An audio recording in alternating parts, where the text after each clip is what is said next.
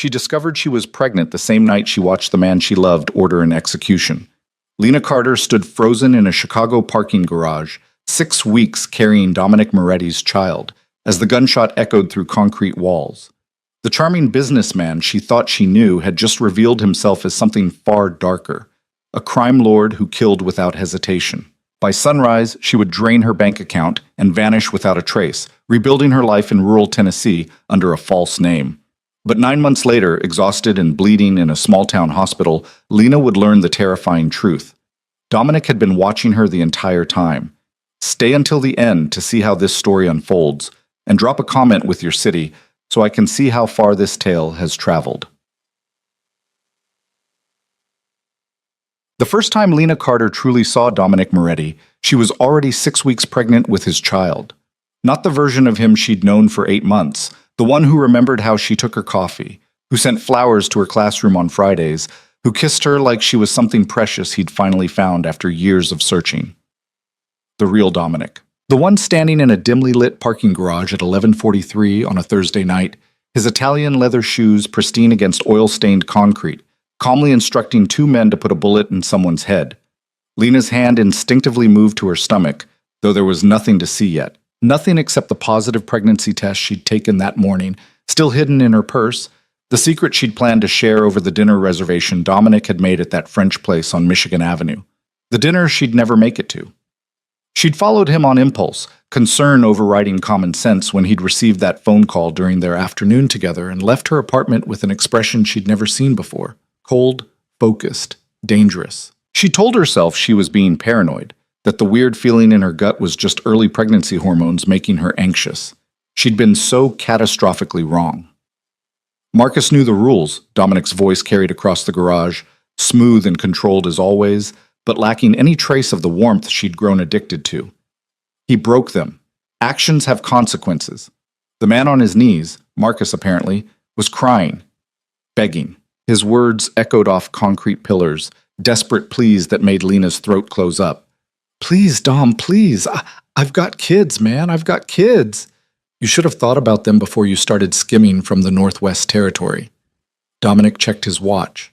A Patek Philippe she'd admired countless times, usually right before he'd pull her into bed. We're already behind schedule. Lena's vision blurred. This couldn't be real. This had to be some terrible nightmare, the kind where you wake up gasping and grateful it was only your subconscious playing tricks. But the cold November air biting through her coat was real. The distant sound of traffic from the street above was real.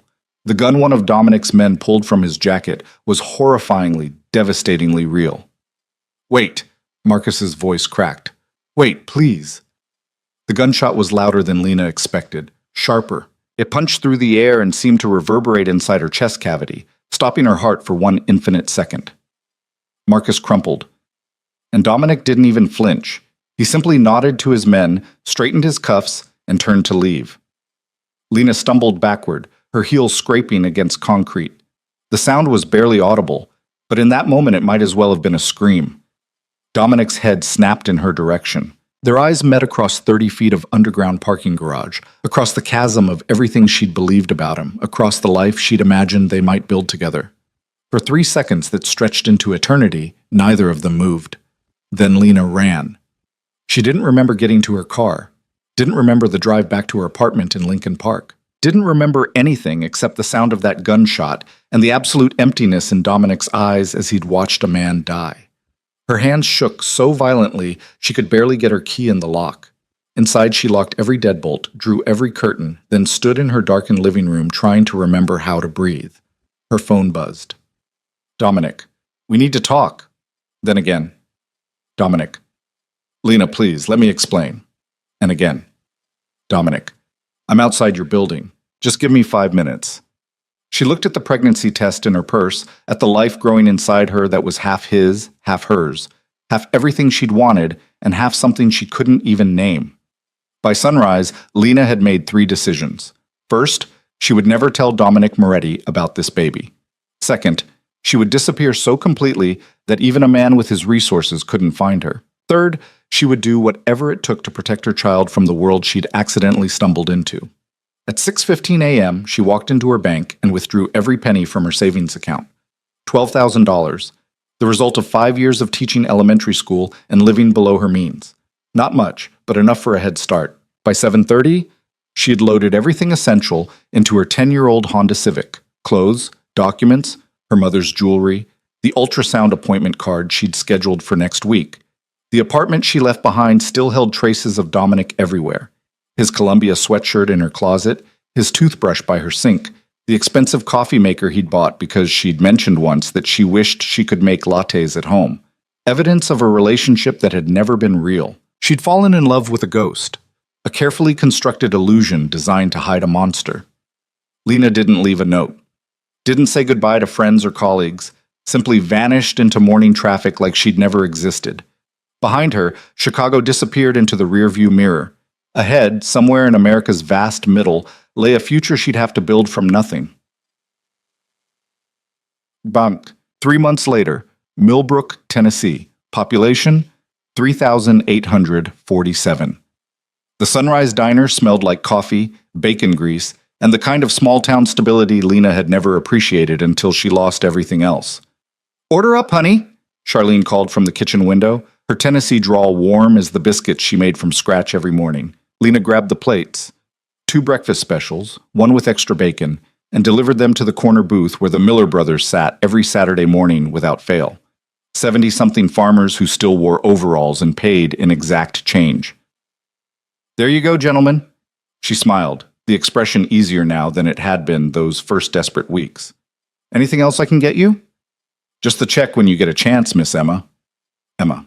Her new name, borrowed from a grandmother she'd barely known. Emma Hartley, transplant from Missouri, quiet and unremarkable and completely invented. The identity had cost $800 from a guy in Memphis who asked no questions and provided excellent work. Social Security card, driver's license, even a thin credit history that would pass casual inspection. Lena, Emma, had stopped thinking of it as illegal. She thought of it as survival. At 14 weeks pregnant now, she could almost hide the curve of her stomach under the diner's generous uniform. Almost. Charlene had noticed, of course, but said nothing except to quietly switch Lena to day shifts and make sure she took breaks. Small-town kindness. The type that asked no questions but offered practical help. Lena had found Millbrook by throwing a dart at a map. Literally. She'd needed somewhere small enough that strangers stood out, but large enough to offer anonymity. Somewhere Dominic would never think to look. The town sat in rural Middle Tennessee, surrounded by rolling hills and horse farms. The kind of place where the most exciting event was the annual 4th of July parade, where newcomers were welcomed with casseroles and nosy but well-meaning questions about where they came from. Lena had kept her story simple. Recent divorce, fresh start, no family to speak of. People had nodded sympathetically and left her mostly alone. Perfect. She'd rented a tiny studio above the hardware store for $400 a month. Charlene had hired her at the diner despite her obvious lack of waitressing experience. A local library had given her internet access to research pregnancy on a budget. For 3 months, she'd rebuilt something resembling a life. And every single day, she waited for Dominic to find her. The bell above the diner door chimed. Lena glanced up automatically, her body still programmed to scan for threats. Just misses. Patterson coming in for her usual tea and pie. Lena released a breath she hadn't known she was holding. "You okay, honey?" Charlene appeared beside her, wiping her hands on her apron. "You look like you saw a ghost." "I'm fine." Lena manufactured another smile. "Just tired." Charlene's knowing look suggested she understood more than Lena had ever said. "Your shift ends in 20 minutes. Go put your feet up. Doctor's orders." Lena didn't have a doctor. Couldn't risk the paper trail. But she nodded anyway. Back in her studio that evening, she ate canned soup and crackers while researching midwives who worked off the books. She'd found one possibility, a retired nurse 2 towns over who still helped women in difficult situations, no questions asked. An appointment was scheduled for next week. Lena placed her hand on her stomach, feeling the slight firmness that hadn't been there a month ago. Inside, a tiny human was growing, developing fingers and toes, a beating heart, the genetic legacy of a man she'd loved, and a monster she'd run from. "It's just us," she whispered to the quiet room, "and I promise you'll never know who he is. You'll never be part of that world." Her phone, A cheap burner bought with cash sat silent on the table. She'd destroyed her old one the day she left Chicago, along with her laptop and tablet. Anything that could be traced or tracked. For 3 months, the silence had held. 3 months of looking over her shoulder, jumping at shadows, waiting for Dominic's resources and connections to finally track her down. But nothing happened. Maybe he'd moved on. Maybe one pregnant ex-girlfriend wasn't worth the effort when you were running a criminal empire. Maybe she'd actually escaped. Lena wanted desperately to believe it. Month 5, March. The baby's measuring perfectly. Susan, the retired nurse midwife, smiled over her reading glasses. Healthy heartbeat, good growth. You're doing everything right, sweetheart. Lena exhaled relief. These clandestine appointments in Susan's farmhouse, paid in cash, were the only prenatal care she could risk. No hospital records, no insurance claims, no trail. Boy or girl? Lena asked, though part of her was afraid to know. Afraid that knowing more details would make this more real, harder to protect. Girl. Susan's smile widened. A strong little fighter from the way she's moving around in there. A daughter. Lena's hand moved to her now obvious belly, feeling the flutter of movement that had started a few weeks ago. A girl who would grow up knowing nothing about her father except whatever story Lena invented. Better a convincing lie than a terrible truth. Everything looks good, Susan continued, making notes in a handwritten file she kept in a locked cabinet. But I want to see you back in 2 weeks. And Emma... She paused, her expression serious. If anything feels wrong, you call me immediately. I don't care what time it is. I will. Driving back to Millbrook, Lena allowed herself a moment of something that might have been hope. She was more than halfway through. If she could just make it to delivery, find somewhere safe to give birth, she could disappear again. Different town, different identity. Keep running until her daughter was old enough that Dominic couldn't claim her even if he found them. The plan was thin, full of holes, dependent on luck. But it was all she had. Back at the diner, life continued its unremarkable rhythm. Breakfast rush, lunch crowd, early dinner service. Lena's feet ached constantly now, and her back protested the long shifts, but she needed every dollar. Mail came for you. Charlene handed her an envelope during her break. Lena's heart stopped. She didn't get mail, ever. She'd specifically avoided establishing any kind of paper trail. The envelope was plain white, her name, Emma Hartley, written in unfamiliar handwriting. No return address. Inside was a single piece of paper, a receipt, for her studio apartment, marked paid in full for the next 3 months. Lena's hands started shaking. Who? She looked up at Charlene. Did you see who delivered this? It was just in the regular mail, honey. Is something wrong? Everything was wrong. Someone knew where she lived. Someone had paid her rent. Someone was watching. That night, Lena barely slept. She triple-checked her locks, kept her phone within reach, and tried to convince herself this was coincidence. Maybe her landlord had made a mistake. Maybe there was some kind of local charity she didn't know about. Maybe she was still safe. 2 days later, she returned from her shift to find groceries on her doorstep. Healthy food, expensive brands, everything she'd been forcing herself not to buy because of the cost. No note, no explanation. A week after that, the overdue electric bill she'd been panicking about mysteriously vanished from the utility company's system. Paid by an anonymous benefactor, they said. Someone was taking care of her, and there was only one person in the world with the resources and motivation to do something like this. Lena started making plans to run again. Started researching new towns, new identities, calculating how far her remaining money would stretch. But before she could execute any of it, her body made the decision for her. Month 7. May 14th, 2:47 a.m. The pain woke her from restless sleep. Sharp, wrong, too early. Lena stumbled to the bathroom and saw blood. Not spotting, not something that could be ignored or explained away. Real blood. Emergency blood. With shaking hands, she called Susan. I'm coming to get you, the midwife said immediately, her calm voice the only stable thing in Lena's tilting world. Don't move. I'll be there in 20 minutes. But 20 minutes was too long. The pain intensified, the bleeding got worse, and Lena knew with terrible certainty that something was catastrophically wrong. She called 911. The ambulance ride was a blur of pain and terror, EMTs asking questions she could barely answer, Bright lights and urgent voices and the overwhelming fear that she was losing her daughter before they'd ever met. "We need to do an emergency C-section," a doctor was saying, her face swimming above Lena's. "The placenta has abrupted. We need to get the baby out now. It's too early. She's 32 weeks, viable, but every minute counts." Then chaos.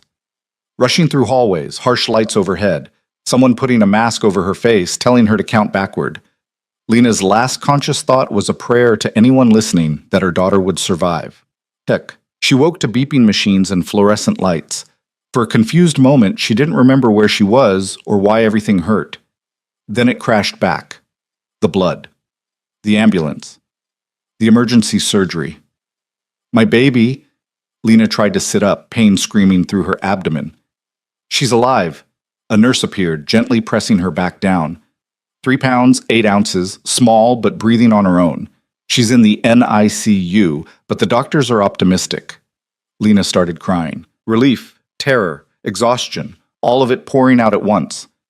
"You saved her life by calling when you did," the nurse continued. "Another hour and we might have lost you both." They let her see her daughter 2 hours later, wheeling Lena's bed into the NICU. The baby was impossibly tiny, surrounded by wires and monitors, but she was breathing, moving, alive. "Have you picked a name?" a different nurse asked gently. Lena stared at her daughter through the plastic incubator, at this tiny person she'd spent 7 months hiding and protecting. "Maya," she whispered. "Her name is Maya." For 3 days, Lena lived in a haze of recovery and cautious hope. Maya was stable, gaining weight. The doctors talked about maybe 6 weeks in the NICU, then they could go home. Lena started making plans. She'd wait until Maya was released, then they'd leave Tennessee entirely. Maybe the Pacific Northwest, somewhere she could truly disappear. On the 4th day, exhausted from another night of waking every 2 hours to pump milk for Maya, Lena dozed in her hospital bed. She woke to the sound of her door opening. At first, she thought it was another nurse.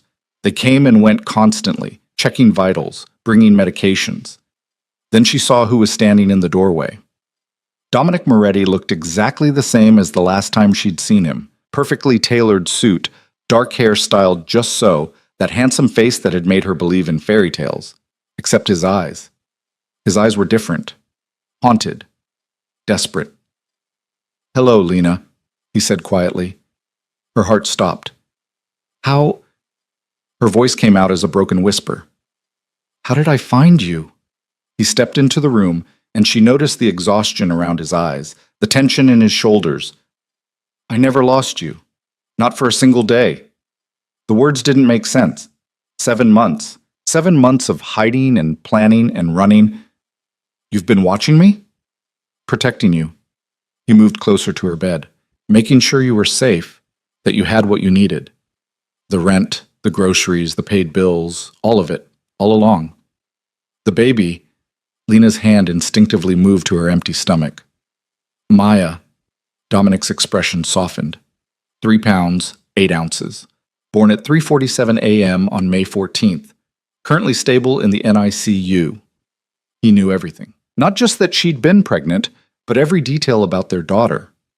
"I want you to leave." Lena's voice shook. "I want you to walk out of here and never come near us again." "I can't do that." "Yes, you can. You can choose to let us go." "Lena." He sat in the chair beside her bed, uninvited. "Do you know what's been happening in Chicago since you left?" She didn't want to know, didn't want any connection to that world. "Vincent Calabrese has been making moves," Dominic continued anyway. "He knows about you. He's known since the week after you disappeared, and the only reason you're still alive is because I made it very clear what would happen to anyone who touched you." Lena's blood went cold. "You're lying." "I wish I was." He pulled out his phone, showed her a photo. A grainy surveillance image of her in the diner parking lot. "This was taken 3 months ago by one of Vincent's crew.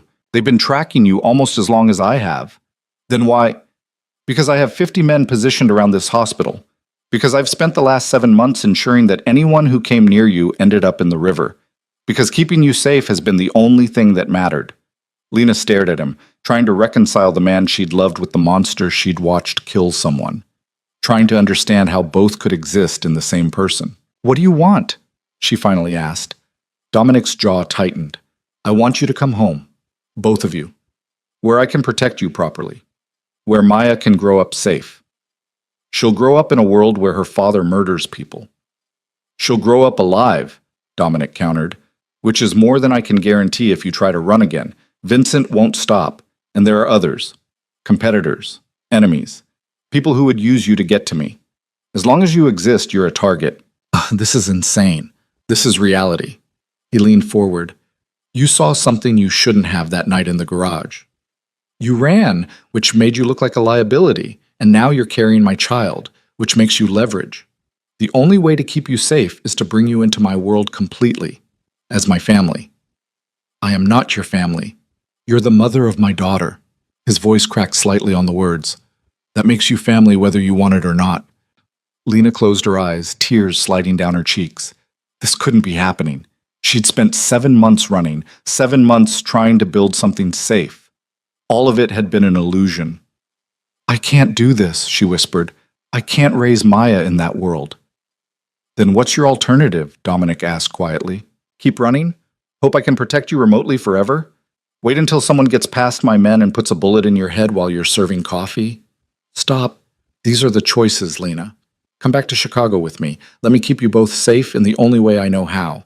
Or refuse and spend the rest of your life looking over your shoulder, wondering which day someone will finally get through.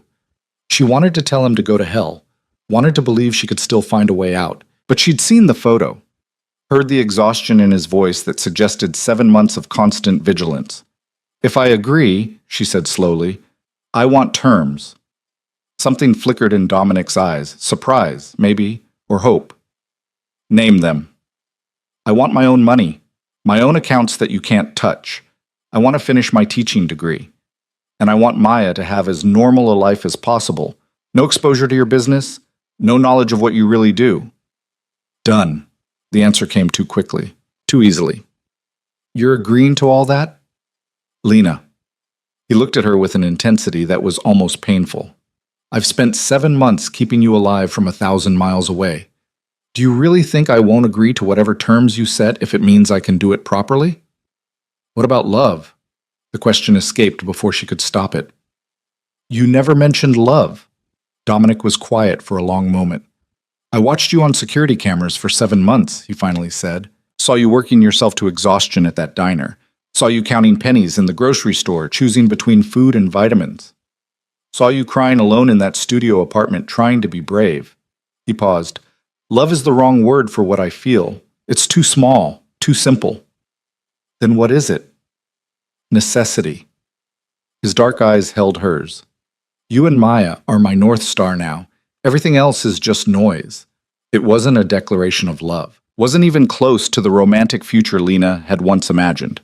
But it was honest. And honesty, she was learning, was worth more than pretty lies. When? She asked. Tomorrow. I've arranged a medical transport. Maya will be transferred to Northwestern's NICU, best in the country. You'll recover at the estate. Everything's ready. Of course it was. He'd probably been planning this since the moment he found out where she was. And if I say no? Dominic stood, adjusting his cuffs in that familiar gesture that used to make her heart flutter. Then I'll station my men around this hospital, around your apartment, around every place you go. I'll protect you from the shadows like I have been. But Lena, he met her eyes. Eventually someone will get through. And when they do, you'll wish you'd accepted my offer. He moved toward the door, then paused. I've made a lot of choices I'm not proud of, he said quietly. But keeping you and Maya safe isn't one of them. Think about that. Then he was gone, leaving Lena alone with impossible decisions and no good options. She looked at the photo he'd left on her bedside table, the surveillance image proving she'd never been as hidden as she thought. 7 months of running, and she'd been visible the entire time.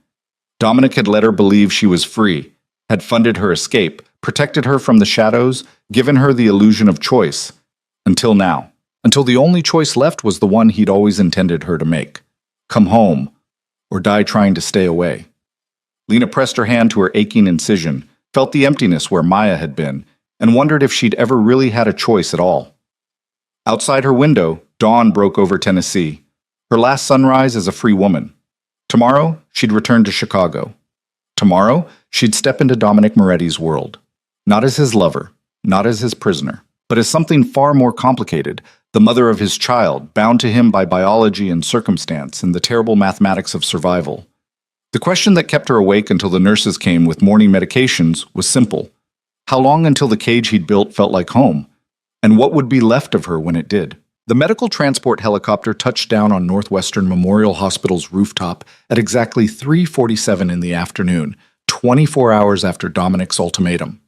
Lena watched through the window as a full medical team rushed toward the aircraft, their coordination suggesting this wasn't their first high-stakes transfer. Maya, still impossibly small in her specialized incubator, was transferred with the kind of precision that came from either extensive practice or significant financial motivation. Probably both. "We've got her, Ms. Carter." The lead neonatologist, Dr. Sarah Chen, according to her badge, offered a reassuring smile. "She'll be in excellent hands. Our NICU is one of the finest in the world." Lena wanted to argue that she was Emma Hartley, not Lena Carter, that her carefully constructed identity should still mean something, but the pretense felt pointless now. Dominic had stripped away 7 months of hiding in a single conversation. Her own ambulance followed 20 minutes later, the ride significantly less dramatic than her emergency arrival in Tennessee. This time she was stable, recovering, just another post-surgical patient being transferred between facilities. Except for the black SUVs that flanked the ambulance on both sides, except for the way the hospital staff moved with military efficiency, except for the unmistakable presence of armed security disguised as orderlies and maintenance workers. Dominic's protection wasn't subtle, it was absolute. Northwestern's private wing was nothing like the small-town Tennessee hospital. Here, everything gleamed with expensive modernity. The room they wheeled her into was more luxury hotel suite than medical facility. Hardwood floors, elegant furniture, windows overlooking Lake Michigan. A gilded cage, just as promised. "Someone will be up with your belongings shortly," a nurse informed her.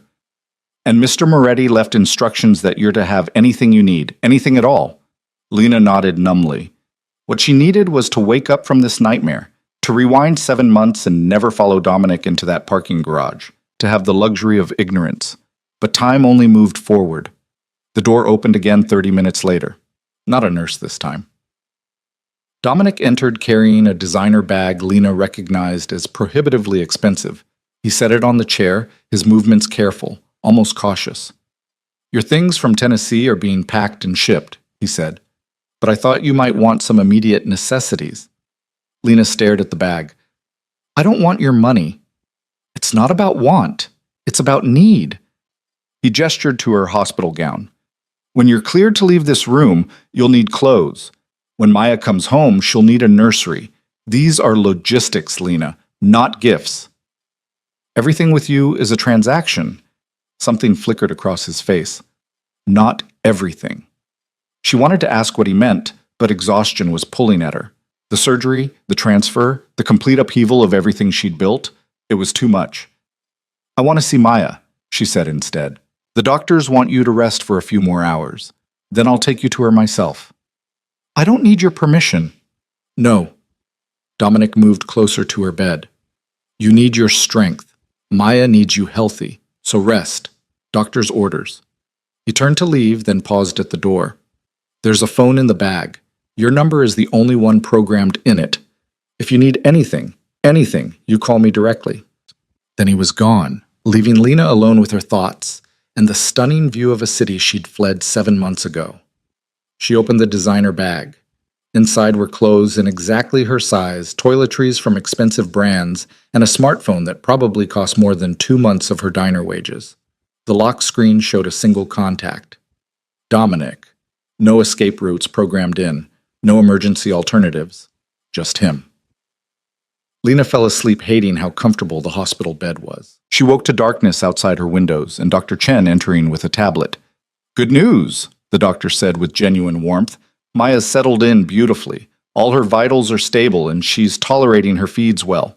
Would you like to see her now?" Finally, something that didn't feel like a negotiation.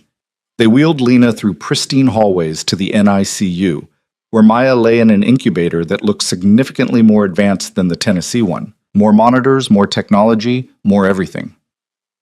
"You can touch her through the ports," Dr. Chen explained. "We encourage skin-to-skin contact as much as possible." Lena slipped her hand through the opening, felt Maya's impossibly tiny fingers wrap around one of hers. That grip, so small, so determined, shattered something inside her chest. She's strong, Dr. Chen observed. Stronger than many babies born at 32 weeks.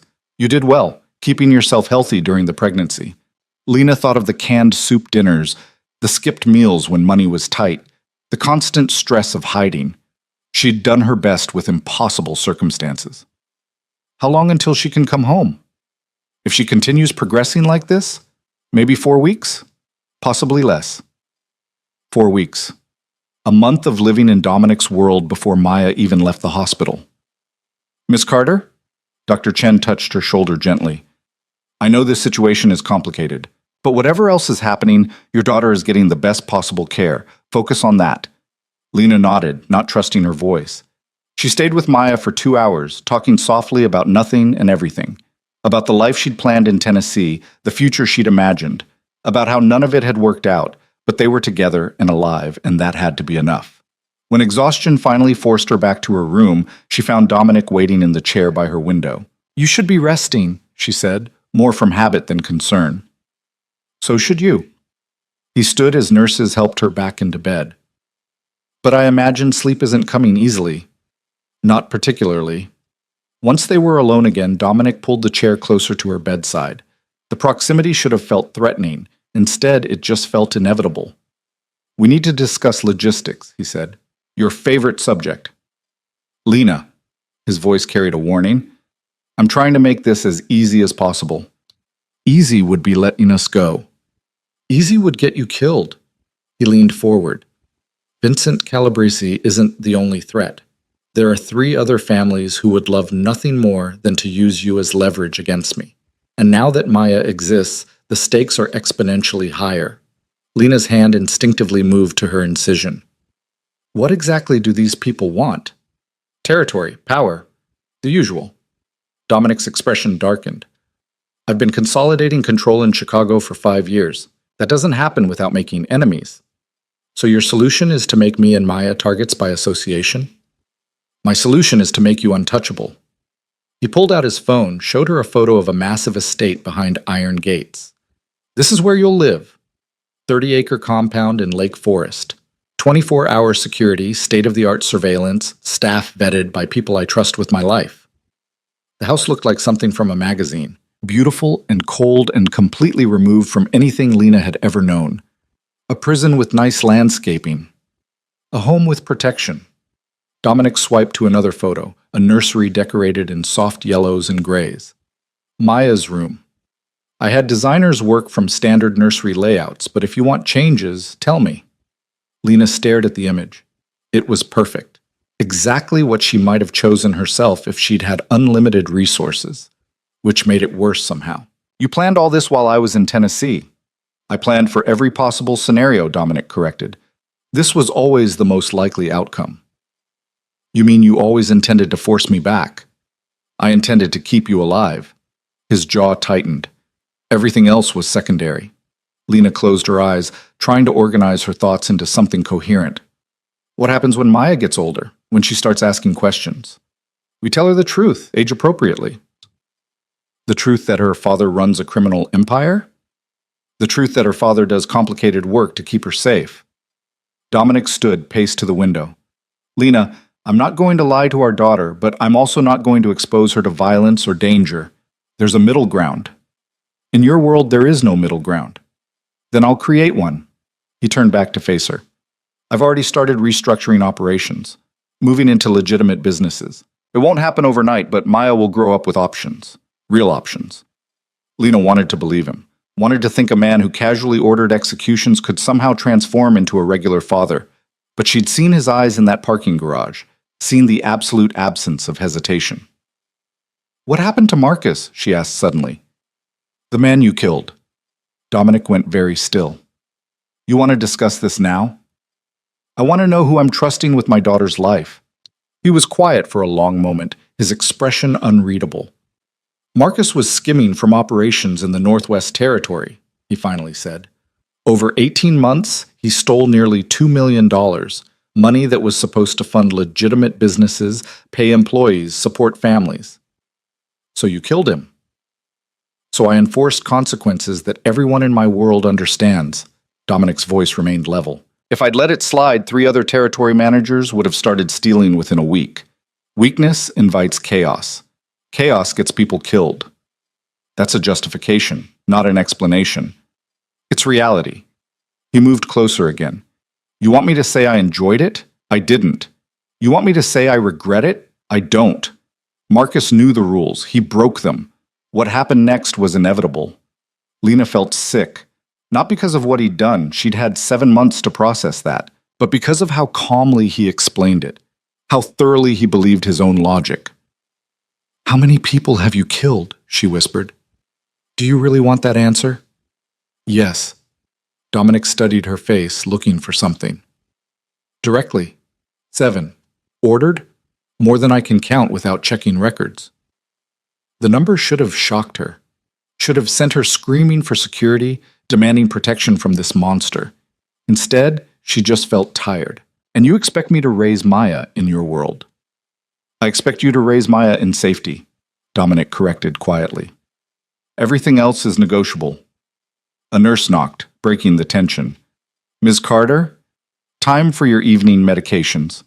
Dominic stepped back, his professional mask sliding into place. "I'll let you rest. But Lena, think about what I said. Think about what's actually at stake." After he left, Lena took her medications and tried to sleep. But her mind kept circling the same impossible question. How do you protect your daughter from danger when the danger is her own father? The next morning brought visitors Lena hadn't anticipated.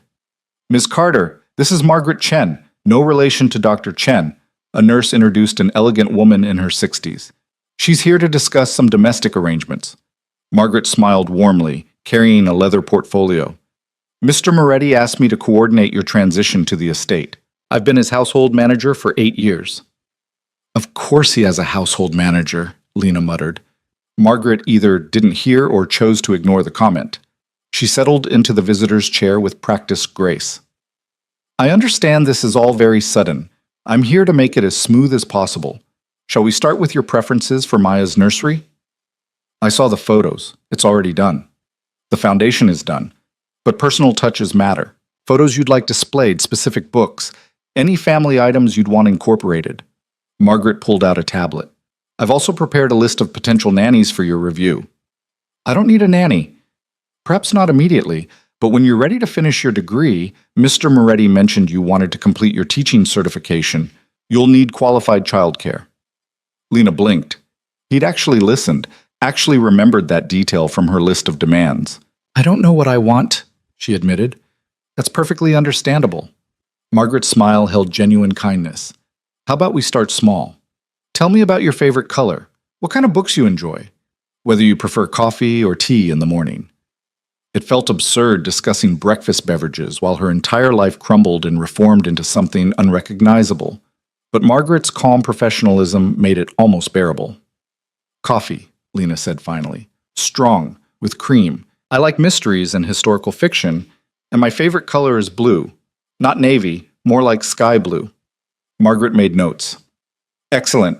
I'll make sure the kitchen is stocked with proper coffee, and I'll have the library organized to highlight those genres. As for blue, would you like that incorporated into your personal suite?" "My personal suite?" "Your rooms at the estate, separate from Mr. Moretti's quarters, per his instructions. Complete privacy, your own bathroom and sitting room." He was very specific about that. Some of the tension in Lena's chest eased. Not sharing space with Dominic felt like the smallest victory, but she'd take it. They spent the next hour on practical details. Margaret never pushed, never made Lena feel trapped. Instead, she presented options, noted preferences, and somehow made the impossible situation feel almost manageable. "One more thing," Margaret said as she prepared to leave. "Mr. Moretti employs a full security team. You'll notice their presence, but they've been instructed to maintain respectful distance. If you ever feel uncomfortable, you can tell me directly." "Can I tell them to leave entirely?" Margaret's expression gentled. "Ms. Carter, I've worked for Mr. Moretti for 8 years. I've seen him ruthless, calculated, even cold, but I've never seen him the way he's been these past 7 months. That man has barely slept, barely eaten. He's been running himself into the ground, keeping you safe. That's not my responsibility. No, Margaret agreed, but it is his truth. Whatever you think of him, whatever he's done, he cares. In his own complicated way. After Margaret left, Lena sat with those words. Dominic cared, in a possessive, controlling, fundamentally dangerous way. But perhaps it was still care, perhaps that had to be enough. Dr. Chen cleared her for short walks that afternoon. Lena immediately headed to the NICU, needing the grounding presence of her daughter. She found Dominic already there. He stood outside Maya's station, his hand pressed against the glass, watching their daughter with an expression Lena had never seen before. Vulnerable, awed, almost afraid. They said she opened her eyes today, he said without turning around. I missed it. Lena moved to stand beside him. There will be other firsts. Will there? He finally looked at her. Will you let me be part of those moments, or am I just the guard outside the gate? The question caught her off balance. She'd expected demands, control, ultimatums, not this raw uncertainty. I don't know, she admitted. I don't know how to do any of this. Neither do I. Dominic's laugh was hollow. I can negotiate territory deals and manage complex operations. But this? A daughter? I'm completely out of my depth. It was possibly the most honest thing he'd ever said to her. They stood in silence, watching Maya sleep, both of them navigating impossible terrain. My father was a monster, Dominic said quietly. Brutal, paranoid, cruel. He died when I was 16, and I swore I'd never become him. And yet you run his empire. I run it differently. Less violence, more strategy. I've cut enforcement actions by 60% in 5 years. He paused. That doesn't make me innocent, but it makes me better than what came before. Lena wanted to argue, wanted to point out that less violent still meant violent, but she was so tired of fighting. What do you want from me, Dominic? Really? He turned to face her fully. I want you to give us a chance, not to love me. I lost that right in the parking garage, but to build something functional, something that gives Maya stability. Functional, Lena repeated. What a romantic goal. Romance got us into this situation. Maybe practical will get us through it. There was logic in that, terrible as it was. I have conditions, Lena said. More than what I listed yesterday. Name them. I want weekly meetings where we discuss Maya's care. Equal say in decisions about her life. And I want you to be honest with me. Always. No more surveillance I don't know about. No more secrets. Dominic considered this. Agreed. With one addition. What? You stop planning to run. His dark eyes held hers. I know you, Lena. You're already looking for exits, calculating escape routes. Stop. Commit to trying this, and I'll commit to earning your trust. It felt like a trap. Like a green would seal her fate forever. But looking at Maya through the glass, Lena realized her fate was already sealed. The moment she'd decided to keep this baby, she'd bound herself to Dominic Moretti. The only question was whether she'd fight that reality or find a way to survive it. 6 months, she said. I'll give this 6 months. But if it's not working, if Maya's in danger or I can't handle your world, we renegotiate. Fair enough. Dominic extended his hand. Lena stared at it.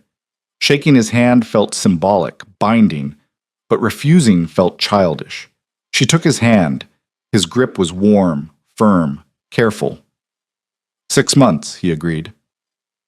They were released from the hospital 3 days later. Maya would remain in the NICU for a few more weeks, but Lena was cleared to recover at home. Home. The word felt foreign applied to Dominic's estate. The drive to Lake Forest took 40 minutes, black SUVs flanking them on both sides. Lena watched Chicago's skyline give way to wealthy suburbs, manicured lawns, the kind of prosperity she'd never imagined being part of. The estate was even more impressive in person. Iron gates opened onto a long driveway lined with old-growth trees. The house itself was modern but warm, all windows and stone in elegant proportions, nothing like a crime lord's fortress. Everything like a family home. Margaret met them at the door. Welcome, Ms. Carter. Everything's ready for you. Inside was even more overwhelming. High ceilings, hardwood floors, art that was probably worth more than Lena's childhood home, but also comfortable furniture, soft lighting, fresh flowers in every room. Your suite is on the second floor east wing, Margaret explained, leading them up a curved staircase. Mr. Moretti's quarters are west wing, completely separate. The nursery is between them. Of course it was. Symbolic territory division with Maya as the middle ground. Lena's rooms took her breath away. Sky blue accents everywhere. Throw pillows, curtains, a soft rug, bookshelves already filled with mysteries and historical fiction. A window seat overlooking gardens that probably required a full-time staff. If anything isn't to your liking, we can change it immediately, Margaret assured her. It's perfect, Lena whispered, then hated herself for meaning it. Dominic appeared in the doorway. I'll let you settle in. Dinner's at 7 if you're feeling up to it. Otherwise, I can have something sent to your room. He left before she could respond, his footsteps echoing down the hallway. Lena sank onto the impossibly comfortable bed and tried not to cry. This was her life now. Beautiful rooms and designer clothes and a daughter in the hospital. Safety purchased with her freedom. Protection that felt like possession. But Maya would be safe. Fed, clothed, educated, protected from every threat Dominic's world could generate. That had to matter more than Lena's lost independence. That had to be enough. Dinner that first night was surprisingly normal. Dominic joined her in a casual dining room, not the formal one Margaret had shown her, and they ate pasta while discussing Maya's progress. Dr. Chen thinks she might be ready in 3 weeks instead of 4, Dominic said. She's exceeding every milestone. She's a fighter. Lena pushed food around her plate. She gets that from both of us, unfortunately. Unfortunately? 2 stubborn people trying to raise a child. That's going to be complicated. Dominic's mouth quirked. Probably. But complicated is better than easy. Easy means someone gave up. They fell into careful routine over the following days. Mornings at the hospital with Maya. Afternoons where Lena explored the estate or video called with Margaret about household details. Evenings where she and Dominic shared cautious meals, learning to be civil, if not friendly. He never pushed, never demanded more than she offered, just existed in parallel, giving her space while maintaining constant presence. It should have felt suffocating. Instead, it felt almost safe. That realization terrified her more than anything else. 2 weeks into her new life, Lena woke at 3 a.m. to sounds downstairs. She grabbed her phone, ready to call for help, then remembered. She lived with armed security. Whatever was happening, it wasn't a threat. Probably. She found Dominic in the kitchen, still wearing his suit from earlier, staring at espresso like it held answers. Can't sleep? She asked. He looked up, surprised. Did I wake you? No, I'm still adjusting to the quiet. She moved to the coffee maker. Want a real cup instead of that tiny torture? I didn't know you knew how to use an espresso machine. I worked at a coffee shop in college. Some skills stick. She started making 2 proper lattes, muscle memory taking over. Why are you awake? Dominic was quiet for a moment. Deal went bad. Lost a shipment and 3 good men. Lena's hands stilled. Dead? Arrested. Vincent's people tipped off the feds. He took the latte she offered. They'll be out in 72 hours, but the message was clear. He's escalating. Because of me? Because of his own ambition. You're just the excuse. Dominic sipped the coffee, his expression softening slightly. This is excellent. Don't sound so surprised. Lena leaned against the counter. What happens now? With Vincent? I make it clear there are consequences for going after my operations. His voice was casual, but his eyes were cold. Details you don't need to know. There it was. The line between her world and his. Will people die? She asked bluntly. Dominic met her gaze. Possibly. Does that change anything? I don't know. Lena wrapped her hands around her mug. I don't know how to be okay with who you are. I'm not asking you to be okay with it, just to accept it exists. He set down his cup. I'm not going to lie to you, Lena. This is what I do. What I am. You wanted honesty. This is it. She should have walked away. Should have retreated to her beautiful rooms and pretended she couldn't hear the violence in his voice. Instead, she stayed. Tell me about the men who were arrested. The ones you lost. Dominic looked surprised again. Why? Because you said they were good men. I want to understand what that means to you. So he told her. About Tony, who had 3 kids and coached Little League. About Marcus, different Marcus, who was putting his sister through medical school. About James, who'd worked for Dominic since they were both teenagers. human details that complicated the simple narrative of criminals getting caught. "I'll take care of their families," Dominic said quietly. "Make sure everyone's provided for while they're inside." "That doesn't make it okay." "No, but it's what I can do." They finished their coffee in silence that felt less hostile than before, less like enemies forced into proximity, more like two people navigating impossible circumstances. When Lena finally went back to bed, she fell asleep thinking about gray areas and complicated morality, thinking maybe the world wasn't as black and white as she'd believed. Maya came home on a Tuesday afternoon, 3 weeks and 2 days after her premature birth. The nursery was perfect: soft yellow walls, a crib positioned to catch morning light, monitors that probably cost more than most cars.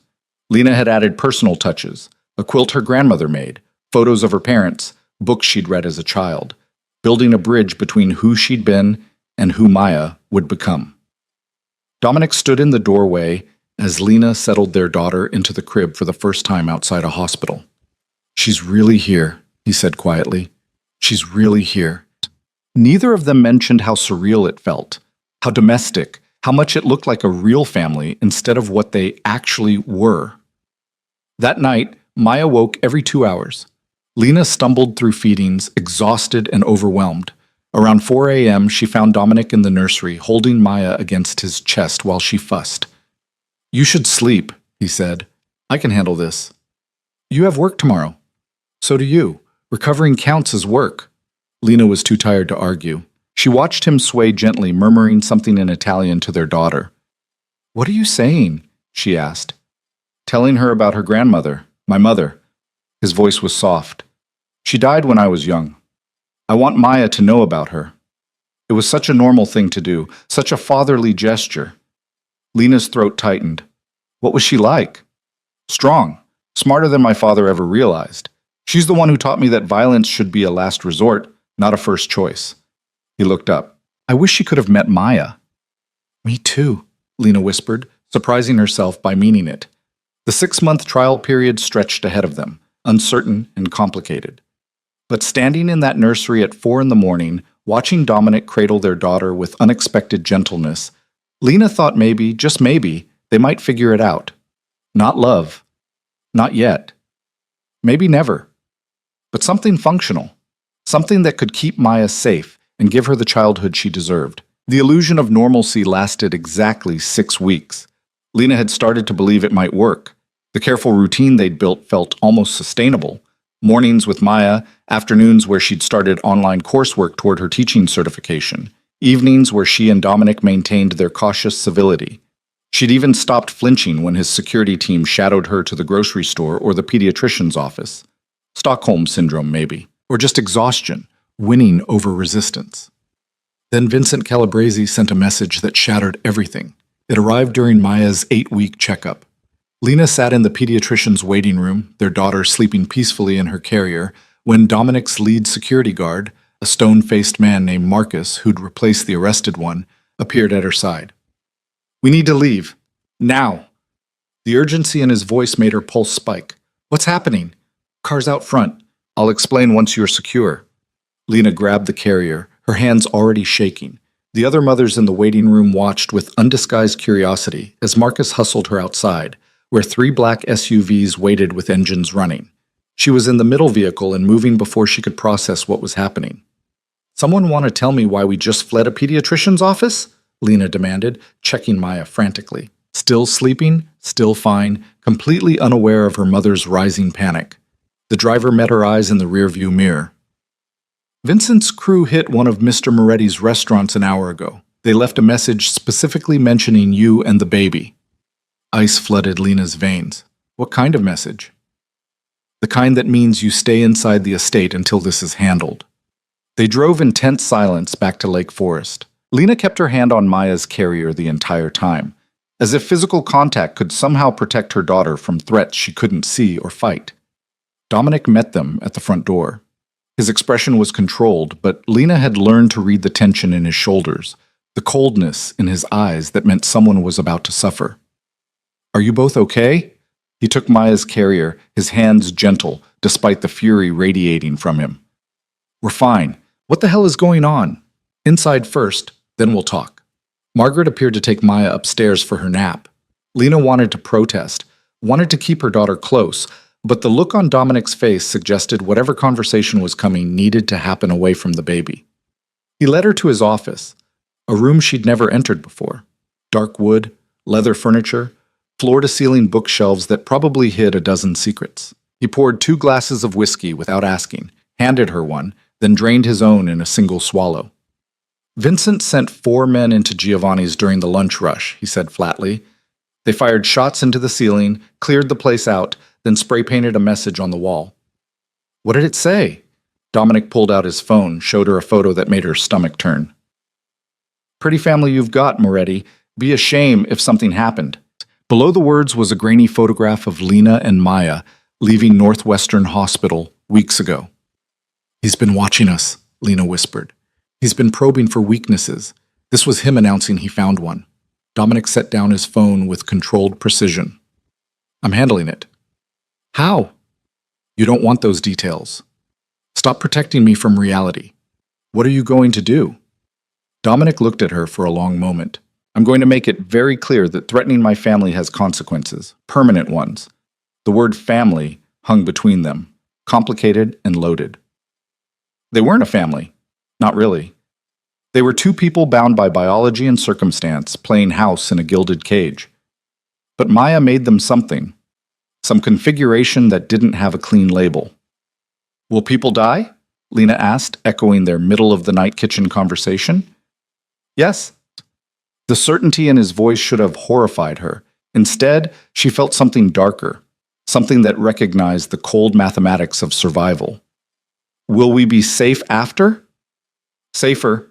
Vincent needs to understand there are lines even he can't cross. Dominic moved to the window overlooking the grounds. I've been trying to de-escalate for months, but he's interpreting restraint as weakness. So you're going to show him strength. I'm going to show him annihilation. He turned back to her. Which means you and Maya need to stay inside this estate until it's done. No exceptions. Lena wanted to argue, wanted to assert her independence, insist she wouldn't be imprisoned, but she'd seen the photograph, seen proof that Vincent's men had been close enough to capture her and Maya on camera, close enough to do far worse. How long? She asked quietly. A week, maybe less. And then? Then Vincent will either back down or be removed from the equation entirely. Dominic's expression was carved granite. Either way, you'll be safe. He left her alone in his office, presumably to coordinate whatever violence he had planned. Lena sank into his leather chair, still holding the untouched whiskey, and tried to figure out how she felt about any of this. Terrified, obviously. For Maya, for herself, for the future they were supposed to be building. But underneath the fear was something else. Something that whispered she'd chosen this world when she agreed to stay. That accepting Dominic's protection meant accepting his methods. That maybe she was more complicit than she wanted to admit. The week that followed was surreal. The estate transformed into a fortress. Additional security appeared, patrols doubled, every entrance monitored with military precision. Lena stayed inside as ordered, watching the world through expensive windows while Dominic disappeared for hours at a time. He never told her where he went or what he did, just returned late each night, exhausted and distant, checking on Maya before retreating to his separate wing. On the 4th day, Lena found him in the nursery at 2 a.m., holding their sleeping daughter with an expression that looked like grief. You should be in bed, she said softly. Couldn't sleep. He didn't look up. Keeps running through my head, what could have happened if Vincent had been bolder, if he'd made a move before I had security in place. Lena moved closer. But he didn't. This time, Dominic's voice was raw. There will always be a next threat, Lena. Always someone looking for leverage.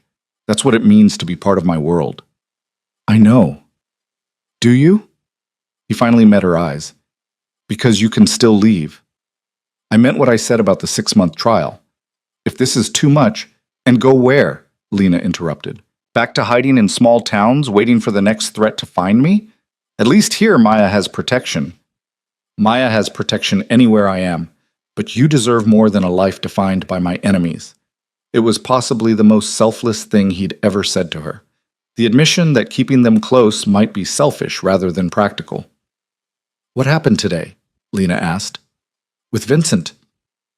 Dominic was quiet for a moment, carefully placing Maya back in her crib.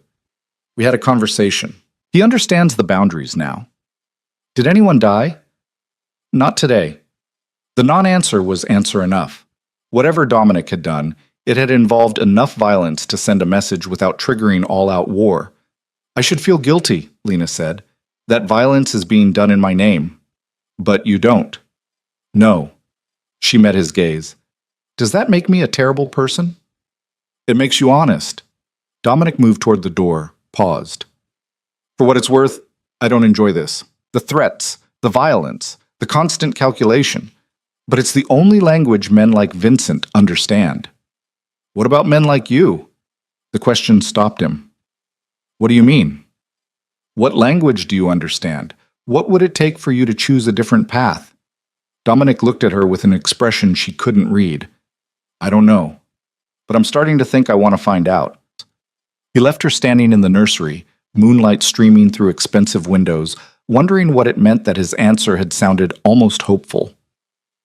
The crisis with Vincent ended not with a bang, but with a carefully orchestrated press conference. 3 days after their nursery conversation, Dominic announced a major expansion of his legitimate restaurant holdings, a partnership with the Calabrese family that would bring both operations under a single corporate umbrella. Lena watched the news coverage from the estate's living room, trying to decode what she was seeing. I don't understand, she said when Dominic returned that evening. A week ago he was threatening us. Now you're business partners? Now we have aligned interests? Dominic loosened his tie, looking exhausted but satisfied. Vincent wanted territory and respect. I gave him both, publicly, in a way that makes him look successful instead of defeated. And the threats?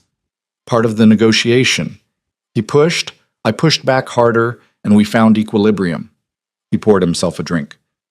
He got legitimate expansion into my markets. I got his explicit guarantee that you and Maya are permanently off limits. Lena tried to process this. So the violence, the security lockdown, all of that was just posturing? That was establishing credible consequences. Vincent needed to understand that threatening my family would cost him more than he could afford to pay. Dominic met her eyes. The partnership was the exit ramp, a way for both of us to win. That's sociopathic. That's business. He sipped his whiskey. In my world, every conflict is a negotiation. Violence is just one of many tools. And if negotiation hadn't worked, then Vincent would have had an unfortunate accident and I'd be dealing with his successor. Dominic's voice was matter of fact. But this outcome is cleaner, fewer casualties, more stability, and Maya grows up with one less threat. Lena should have been horrified by the casual way he discussed potential murder. Instead, she found herself analyzing the strategy, understanding the cold logic. When had she started thinking like him? The question haunted her through the following weeks as life returned to their careful normal. Maya grew, hit her developmental milestones right on schedule. Lena progressed through her online coursework, surprising herself by enjoying the intellectual challenge. Dominic continued his mysterious work, but the tension that had defined those crisis days gradually eased. They started having dinner together more often. Real conversations instead of careful updates about Maya. He asked about her classes, listened when she vented about difficult assignments. She asked about his legitimate businesses, the restaurants, real estate holdings, import companies that apparently weren't fronts for anything illegal.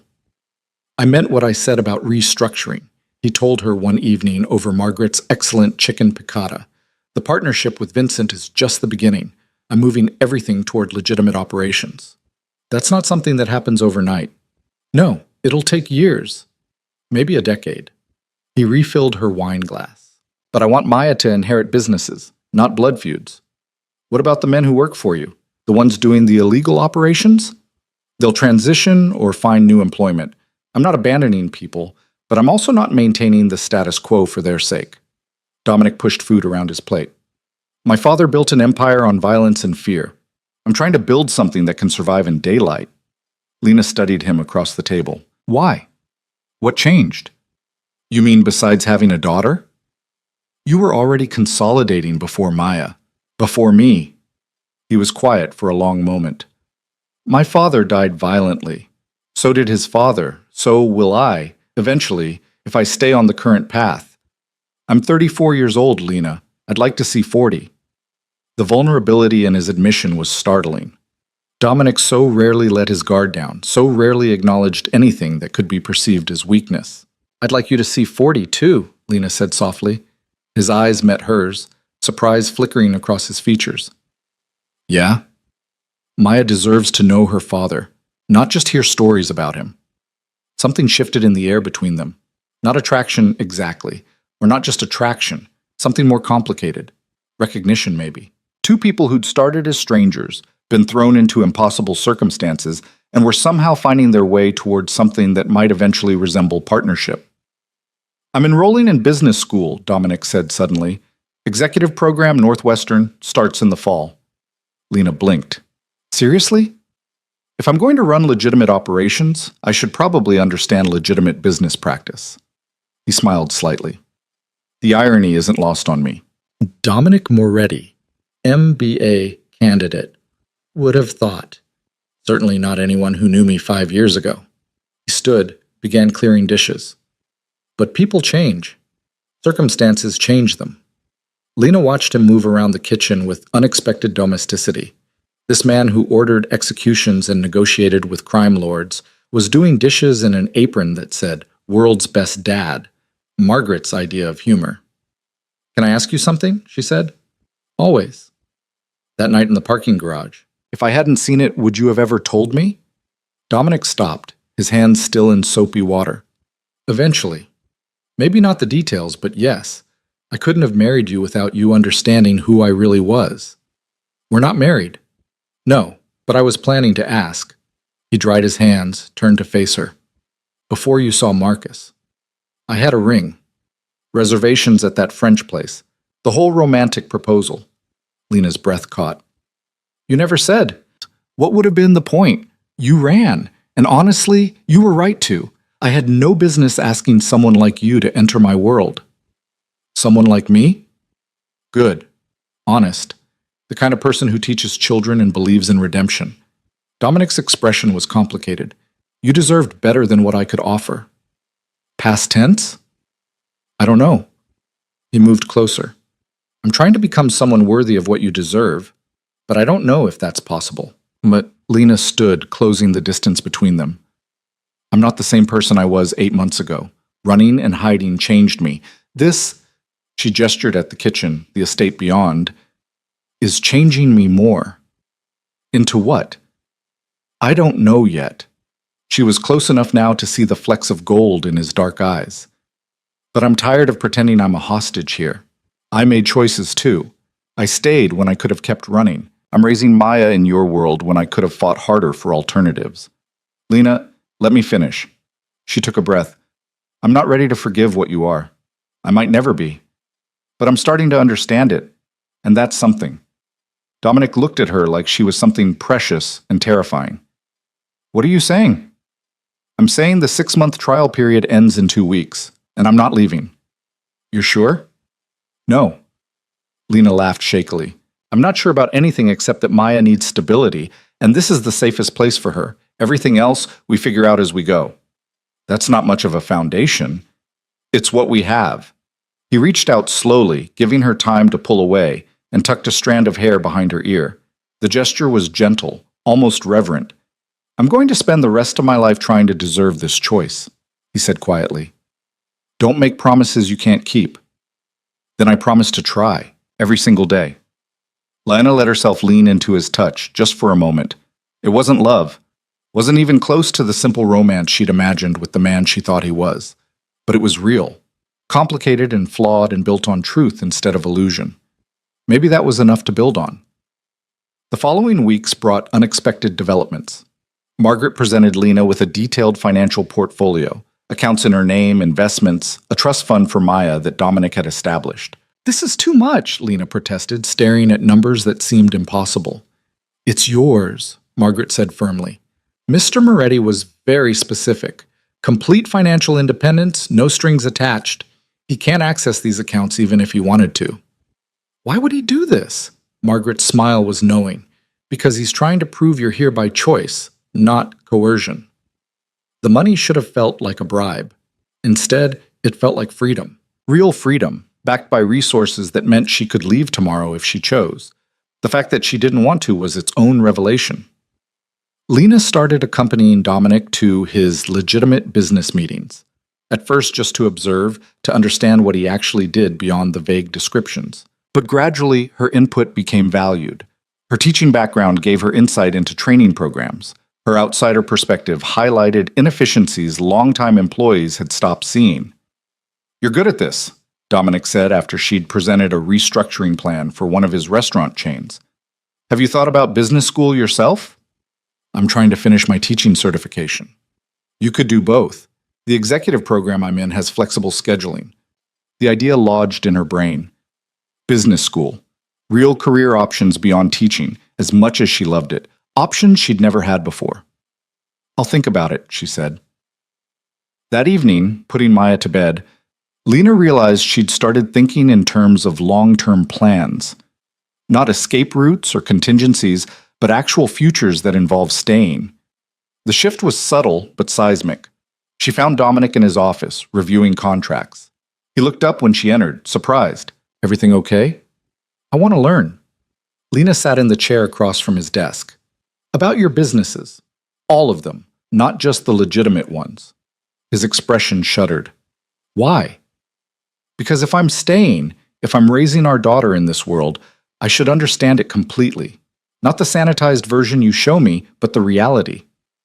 "Lena, some things—" "No more protection," she interrupted. "No more carefully edited truth. Show me everything, and let me decide what I can handle." Dominic studied her for a long moment. "You might not like what you see." "I already don't like what I've seen. But ignorance isn't protection, it's vulnerability." He seemed to wrestle with the decision. Then he pulled out a thick file folder, set it on the desk between them. "This is everything. Financial records, operation details, the full organizational structure. Including the parts I'm still running that aren't exactly legal." Lena opened the folder. Pages of data, names, transactions that painted a picture far more complex than she'd imagined. "There's still smuggling," she said, reading through one section. "Luxury goods avoiding import duties." "Yes, I'm phasing it out, but it's not gone yet. And this," she pointed to another page, "this is money laundering. Through legitimate businesses. Again, transitioning away, but it's a process." Lena kept reading, her stomach churning. Gambling operations, protection rackets disguised as security services, political contributions that looked suspiciously like bribes. "You said you'd cut enforcement actions by 60%. "I did. 5 years ago, I was running twice this amount of questionable activity." She looked up at him. "You're proud of that?" "I'm realistic about that." Dominic leaned back. "Rome wasn't built in a day, and criminal empires don't transform overnight. But the trajectory is clear. Less illegal revenue every year, more legitimate operations replacing them." "How long until it's all legitimate?" "At current pace? 8 to 10 years. Faster if the business school program teaches me better strategies." Lena closed the folder, her mind racing. This was the reality. Not a monster, but not a hero either. Just a man trying to climb out of a hole his father had dug, one business decision at a time. "I want updates," she said. "Monthly. Show me the progress, the setbacks, everything."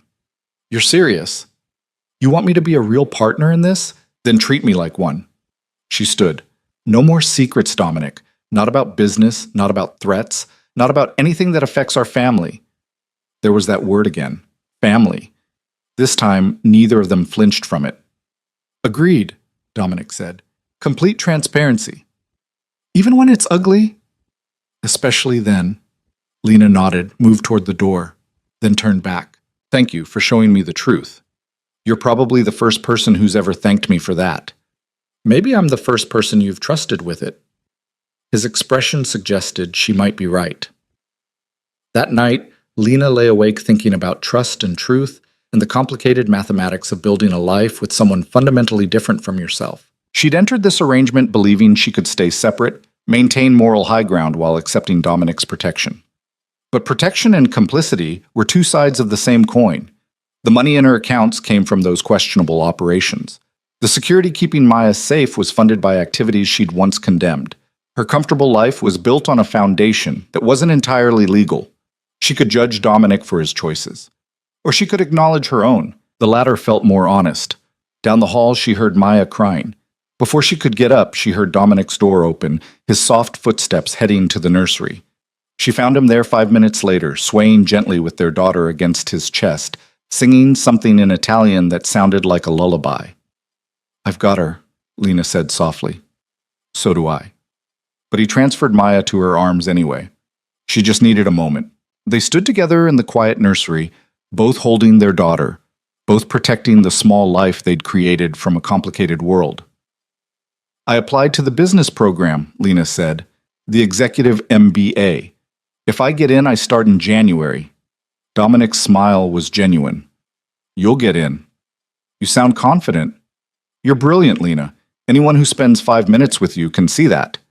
The compliment settled warm in her chest. "We'll both be in school then. Two parents getting MBAs while raising an infant. That's ambitious. We've survived worse odds." He was right. They'd survived her running, his finding her, threats from rivals, and the complete collapse of everything they'd thought they knew about each other. Business school seemed almost easy by comparison. "I'm glad I stayed," Lena admitted quietly. "Yeah?" "Yeah." She looked up at him over Maya's sleeping form. "I'm still angry about the parking garage. Still struggling with who you are. But I'm glad we're trying." "Me too." They put Maya back in her crib together, their movements synchronized from weeks of shared parenting. At the door, Dominic paused. "Lena, for what it's worth, I'm sorry. For the way we started, for the circumstances that brought us here. You deserved better." Maybe. She considered this. But deserving better and finding something worth keeping aren't mutually exclusive. His expression suggested she'd surprised him again. "Is that what this is? Worth keeping?" "I think it might be. Ask me again in another 6 months." "Deal." He left her in the nursery doorway, moonlight painting everything silver. Lena looked at her sleeping daughter, at the beautiful room in the beautiful house protected by complicated men and questionable methods. "Worth keeping," she'd said. The truth was more nuanced. This life wasn't what she'd imagined or wanted, but it was real, built on honest foundation instead of romantic illusions. And maybe, just maybe, that made it stronger than what she'd lost. Downstairs, she heard Dominic moving around his office, working late again, building his legitimate empire one contract at a time, trying to become someone worthy of the choice she'd made. Lena went back to her room, climbed into expensive sheets, and slept without nightmares for the first time in months.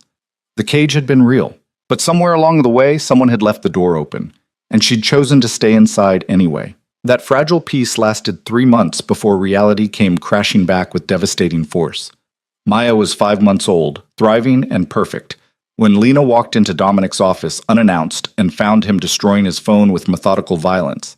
He slammed it against the desk repeatedly, glass shattering, the expensive device reduced to fragments in seconds. She'd never seen him lose control like this. "What happened?" she asked, instinct keeping her in the doorway rather than approaching. Dominic looked up, his eyes wild in a way that made her heart stop. "Federal investigation. They've got wiretaps, financial records, witness testimony, 3 years of surveillance I didn't know about." The words felt like they were coming from underwater. "They're coming after you?" "They're coming after everyone. Me, Vincent, half the family's in Chicago." He swept the phone fragments off his desk. Someone flipped, someone high up, and now it's all unraveling. Lena's mind raced through implications. What does that mean for us? It means everything I've been building, all the legitimate transition, might not matter. Dominic moved to the window, his shoulders rigid. "They have evidence from before I started restructuring, enough to put me away for 20 years. 20 years. Maya would be an adult before he got out. Can you fight it? I have lawyers scrambling right now. But Lena..." He turned to face her. "This is bad. Really bad. And it gets worse." Her stomach dropped. "How?" "They know about you. About Maya." He pulled out a different phone, showed her a legal document. "You're listed as a person of interest. They want to question you about my activities, my finances, anything you might know." Lena read the subpoena with growing horror. Her name, her real name, Lena Carter, printed in official government documentation requesting her testimony before a grand jury. "I don't know anything about your illegal operations. They don't care. They'll ask anyway. Put you under oath. And if you refuse to answer, they can charge you with obstruction. That's insane. That's federal prosecution. Dominic's voice was flat. They're building a RICO case. Racketeering. They'll use every tool they have, including threatening the people close to targets. Lena sank into his desk chair, her legs suddenly unsteady. So what do we do? My lawyers are trying to negotiate immunity for you. Argue that you had no knowledge of illegal activities, that you're just an innocent party caught in the crossfire. Which is basically true. Is it? Dominic's laugh was bitter. You've been living here for months, accepting money from my accounts. You've sat in on business meetings, reviewed financial records. A good prosecutor could argue you knew exactly what was happening. The implications hit her like a physical blow. She'd thought transparency meant protection. Instead, it had made her complicit. I could go to prison. The words came out as a whisper. Not if I can prevent it. Dominic crossed to her, knelt so they were eye level. Listen to me. I will do whatever it takes to keep you and Maya safe. If that means taking full responsibility, if that means pleading guilty to things I didn't do, I'll do it. You can't. I absolutely can. His intensity was almost frightening. You were right when you said you deserved better than my world. This is proof, and I won't let my choices destroy your life. Lena wanted to argue, but the fear was overwhelming. She thought of Maya sleeping upstairs, completely innocent, completely vulnerable. What happened to babies when both parents went to prison? I need to think, she said shakily. Take all the time you need. But Lena, don't talk to anyone about this without my lawyers present. Not your friends, not random phone calls, nobody. The feds could be recording anything. The paranoia that suggestion induced was suffocating. Her entire world had become a potential threat. She spent the afternoon in Maya's nursery, holding her daughter while trying to process the new reality. Everything they'd built, the careful trust, the tentative partnership, the hope that maybe they could make this work, all of it was crumbling. Margaret found her there at dinner time. Mr. Moretti asked me to bring you something to eat. You haven't left this room in hours. I'm not hungry. Nevertheless, Margaret set down a tray with soup and bread. And he wanted me to tell you that his legal team will be here tomorrow morning to discuss options. Options. As if there were good choices in any of this. Margaret? Lena looked up at the older woman who'd become unexpectedly important in her life. Did you know? About the illegal operations? Margaret's expression was carefully neutral. I've worked for Mr. Moretti for 8 years. I know what I need to know. That's not an answer. It's the only answer I can give. She moved toward the door, then paused. For what it's worth, he's a better man than his father, and he's trying to be better still. That counts for something. After Margaret left, Lena fed Maya and tried to imagine explaining to her daughter someday why Mommy had made such catastrophic choices. Tried to find words that would make any of this make sense. She couldn't. Dominic appeared in the doorway after Maya was asleep. He looked exhausted, aged years in a single afternoon. Can we talk? He asked quietly. They went to the living room, neutral territory. Lena curled into the corner of the expensive sofa while Dominic poured drinks they probably shouldn't have but desperately needed. My lawyers presented 3 options, he said without preamble. First option, we both cooperate fully. Tell them everything we know. In exchange, they'll recommend reduced sentences and you'd likely get probation rather than prison time. And you? 10 to 15 years probably, maybe less with good behavior. Lena's chest tightened. What's the second option? I take full responsibility for everything. Plead guilty, testify that you had no knowledge or involvement. You walk away clean, but I'm looking at the full 20 years.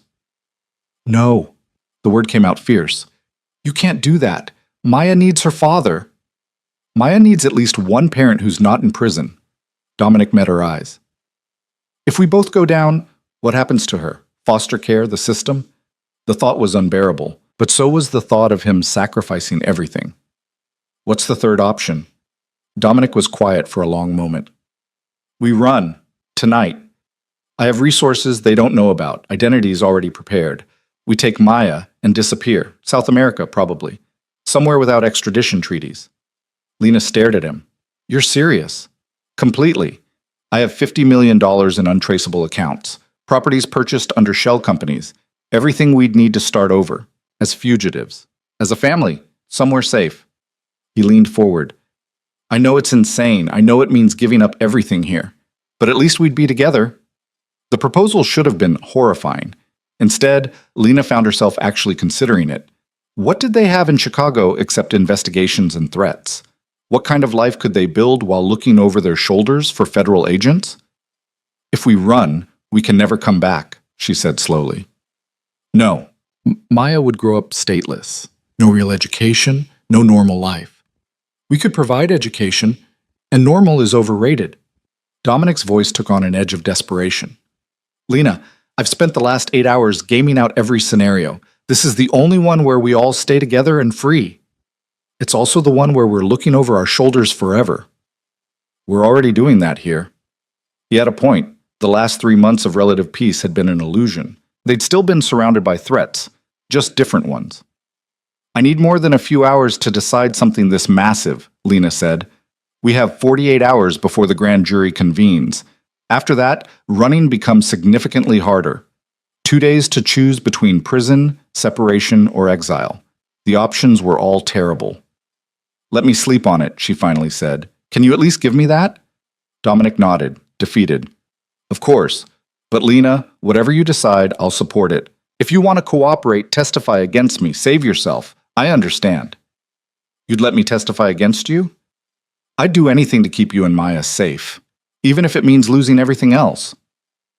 The vulnerability in his admission broke something inside her chest. This man who'd built his identity on control and power was offering to surrender completely. For them. Lena didn't sleep that night. She lay in her expensive bed, listening to Maya's soft breathing through the baby monitor, and tried to find a path through the impossible. Every option meant loss. The question was what they could afford to lose.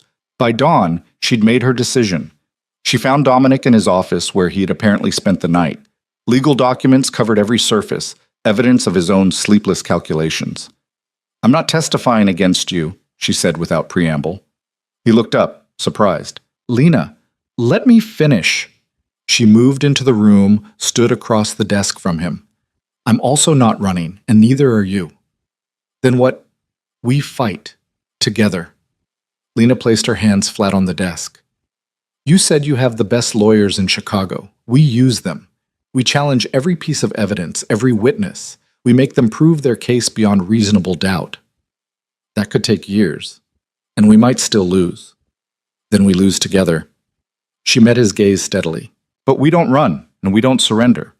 Maya deserves parents who fight for their family. Dominic stood slowly. This could destroy everything. Everything's already destroyed. This way we at least go down swinging. Something shifted in his expression. Hope, maybe. Or respect. You're sure about this?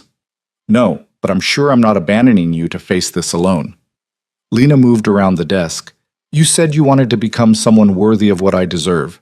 Well, this is your chance. Fight this the right way. No bribes, no threats, no backroom deals. Just excellent legal defense and the truth. The truth is I'm guilty of most of what they're alleging. The truth is you've been trying to change. That has to count for something. Dominic pulled her into a sudden embrace, his arms wrapping around her with desperate intensity. Lena let herself lean into him, let herself take comfort in his solid presence. They stood like that for a long moment, holding each other against the storm. Okay, Dominic said finally. We fight, but on one condition. What? If it goes badly, if it looks like you're actually going to be charged, you take Maya and run without me. Use the resources I've set aside. Don't sacrifice yourself trying to save me. Lena pulled back to look at him. That's not a condition I can agree to. Then we're at an impasse. Fine. We'll argue about it later. Right now, call your lawyers. Tell them we're fighting this properly. The legal team descended on the estate by noon. 4 attorneys, 2 investigators, and enough briefcases to stock a law library. They took over the dining room, transforming it into a war room. The good news, the lead attorney, a fierce woman named Patricia Chen, who was apparently Margaret's sister, announced, is that most of their case relies on witness testimony from people with credibility issues, criminals making deals to reduce their own sentences. And the bad news, Lena asked? They have financial records showing money laundering through several of Mr. Moretti's businesses. That's harder to dismiss. Patricia spread documents across the table. But if we can show these were legitimate transactions that happen to involve cash-heavy businesses, restaurants, for instance, we might create reasonable doubt. What about the wiretaps? Dominic asked. We're challenging those on Fourth Amendment grounds. If we can get them suppressed, half their case disappears. The attorneys talked for 3 hours, outlining strategy, identifying weaknesses in the prosecution's case, building their defense. Lena listened with growing understanding of just how complex this would be. Ms. Carter, Patricia turned to her, you're listed as a person of interest, but we believe we can prevent actual charges. Your relationship with Mr. Moretti is recent, you have no criminal history, and we can demonstrate you had no involvement in business operations before this year. What if they offer me a deal to testify against him? They will absolutely offer you that. And you need to be prepared to refuse convincingly. Patricia's expression was serious. If you accept immunity and then lie or omit information, you can be charged with perjury. If you tell the truth about what you know, which isn't much, you undermine their case against Mr. Moretti. So your best option is to invoke your Fifth Amendment right against self-incrimination and refuse to answer questions. Won't that make me look guilty? It makes you look smart, and it prevents you from accidentally saying something that could be used against either of you. The legal strategy was sound, but Lena couldn't shake the feeling they were building a defense on technicalities rather than innocence. Patricia, she said carefully, what are our actual chances? The attorney was quiet for a moment. If I'm being honest, 50-50. Federal prosecutors have a 95% conviction rate for a reason. They don't bring cases they can't win. But this case has vulnerabilities. And Mr. Moretti has resources to fund a real defense. So we have a fighting chance. 50-50. A coin flip that would determine whether Maya grew up with her father or visiting him in prison. The legal proceedings began with brutal swiftness. Grand jury indictments came down the following week. Dominic was charged with racketeering, money laundering, and conspiracy. Bail was set at $5 million, which he posted immediately. Lena wasn't charged, but the subpoena for her testimony arrived the same day. Remember, Patricia coached her before the grand jury appearance, you can refuse to answer any question by invoking the Fifth Amendment. They'll pressure you, suggest that only guilty people take the Fifth, but don't be intimidated. It's your constitutional right. Sitting in the federal building's waiting room, Lena felt like she was living someone else's nightmare. The other witnesses waiting to testify looked hardened, experienced with the criminal justice system. She was a kindergarten teacher who'd made catastrophically bad choices. The grand jury room was intimidating, serious-faced citizens, a stern prosecutor, everything designed to make witnesses feel small and exposed. Ms. Carter, you're aware you're under oath, the prosecutor began. Yes. How long have you been in a relationship with Dominic Moretti? I invoke my Fifth Amendment right against self-incrimination and respectfully decline to answer. The prosecutor's expression hardened. Ms. Carter, you're not currently charged with any crime. You have nothing to fear from answering. Nevertheless, I invoke my Fifth Amendment rights. Are you aware that Mr. Moretti runs illegal gambling operations? I invoke my Fifth Amendment rights. Have you received money from Mr. Moretti that you knew came from illegal activities? I invoke my Fifth Amendment rights. It went on for 45 minutes. Every question met with the same response. The prosecutor grew increasingly frustrated, the grand jurors increasingly skeptical. But Patricia had been right. They couldn't force her to answer. When she finally left the federal building, Dominic was waiting outside despite his lawyer's advice to stay away. How bad? He asked. I didn't give them anything. Lena was shaking from adrenaline. But they're going to paint me as complicit anyway. We'll deal with it. He guided her to the waiting car, security flanking them. You did exactly right. Back at the estate, reality set in. The indictment was public now. News coverage showed Dominic's photo alongside allegations of organized crime. Reporters camped outside the gates. Lena's former teaching colleagues were being contacted for comments. Her old life was being dissected and destroyed in real time. I'm toxic, she said that evening, scrolling through news articles on her phone. Every school I've worked at, every reference I had, it's all tainted now. I'm sorry. Dominic sat beside her on the sofa. This is exactly what I wanted to prevent. Well, prevention failed. Now we deal with consequences. Margaret appeared with dinner neither of them wanted. The press will move on eventually, they always do. Not before they've thoroughly ruined my reputation. Lena set down her phone. I'll never teach again. No school will hire someone associated with a federal racketeering case. Then you do something else, Dominic said quietly. Business school, remember? You were planning to apply. That was before all this. So what? You're still brilliant, still capable. He took her hand. Don't let them take your future because of my past. Lena wanted to argue, but exhaustion was winning. The investigation, the testimony, the constant stress, it was all too much. I need to check on Maya, she said, escaping to the nursery. Their daughter was sleeping peacefully, completely unaware that her entire world was imploding around her. Lena sat in the rocking chair watching Maya's chest rise and fall and tried to find strength she wasn't sure she possessed.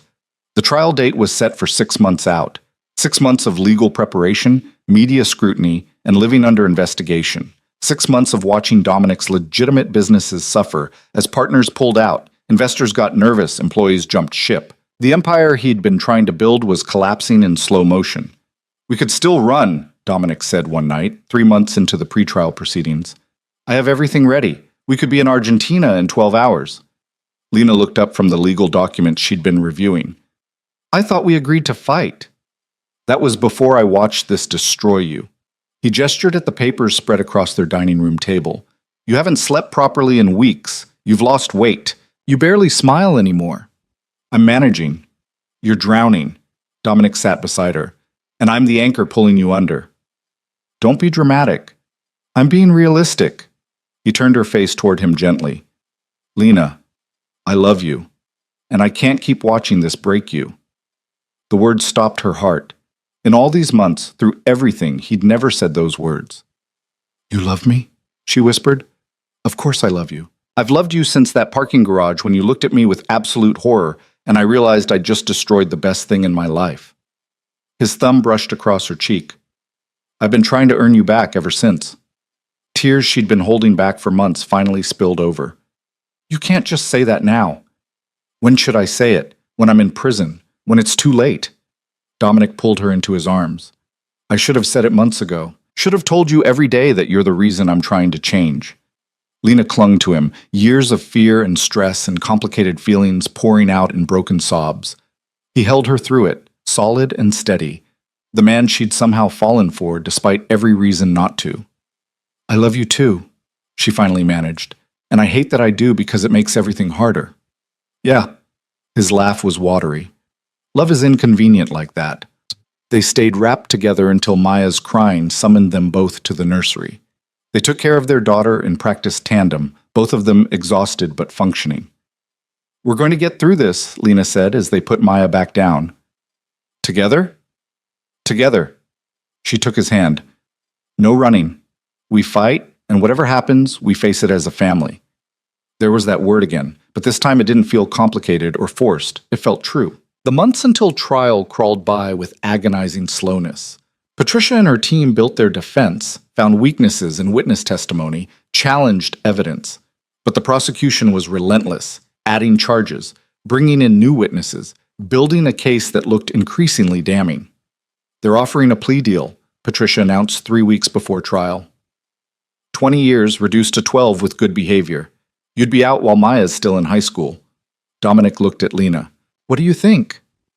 I think 12 years is a lifetime. She turned to Patricia. What happens if we go to trial and lose?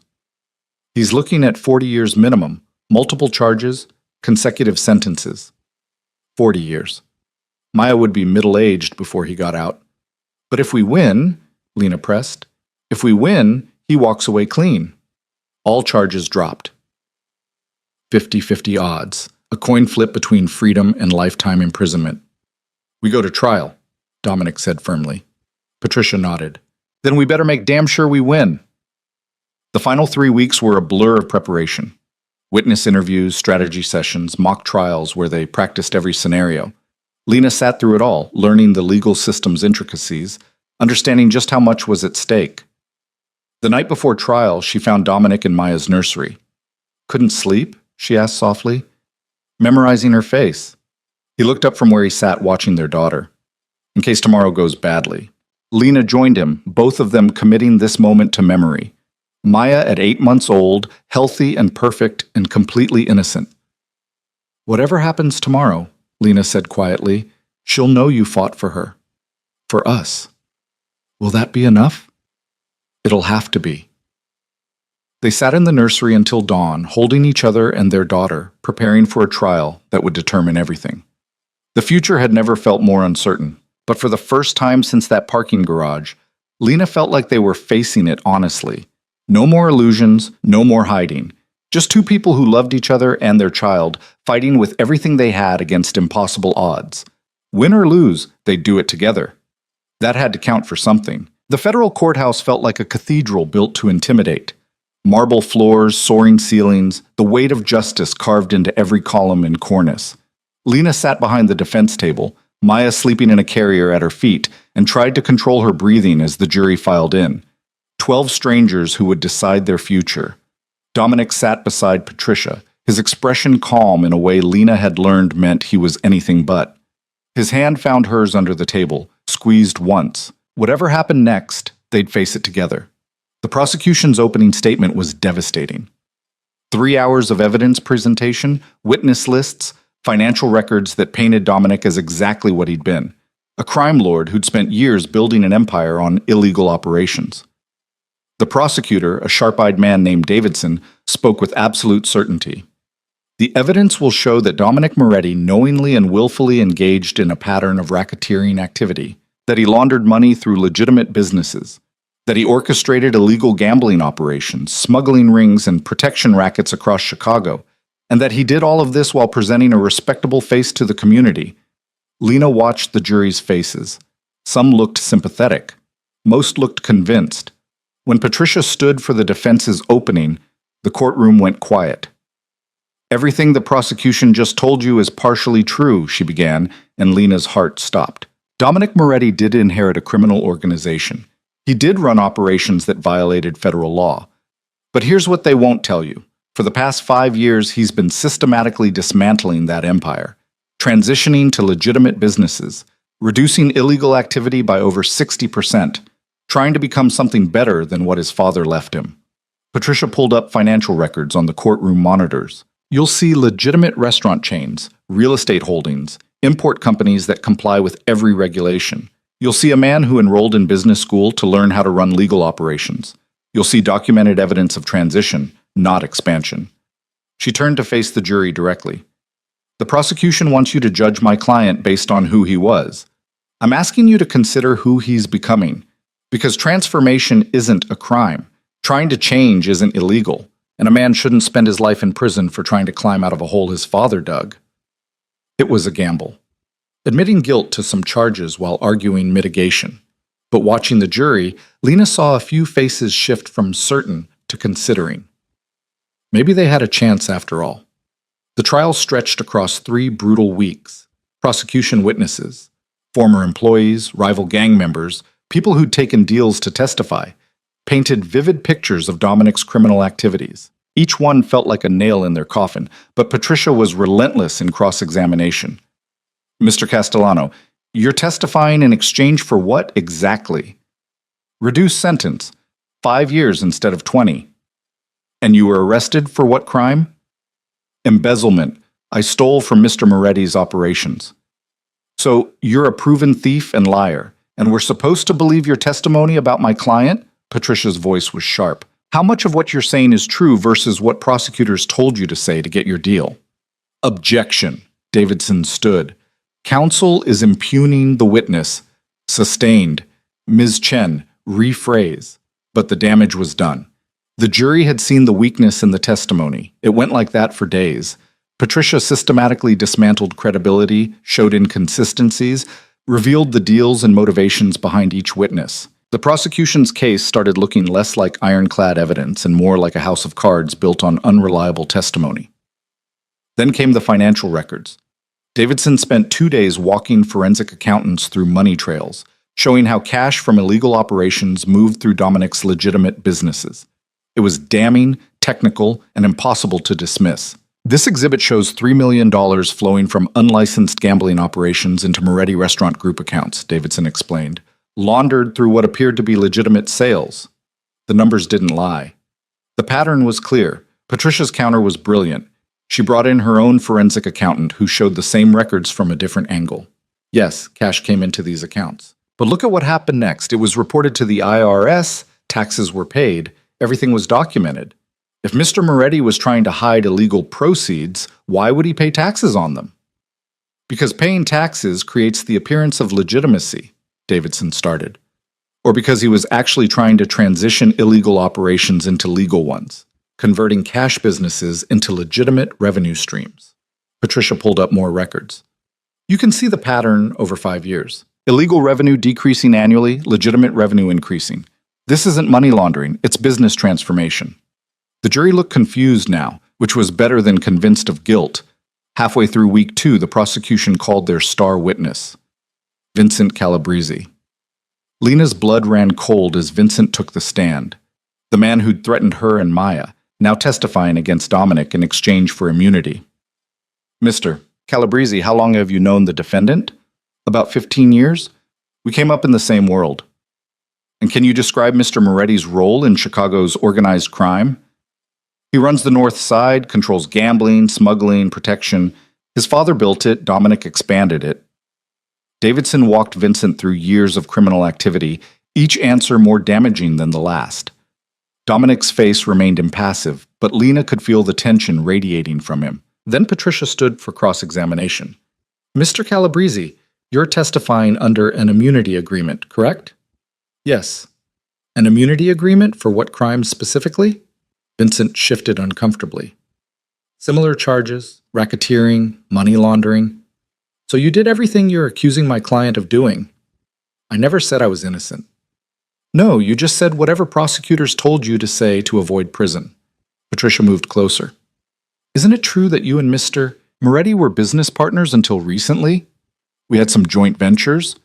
Joint ventures that you sabotaged when you felt he was transitioning away from illegal operations too quickly.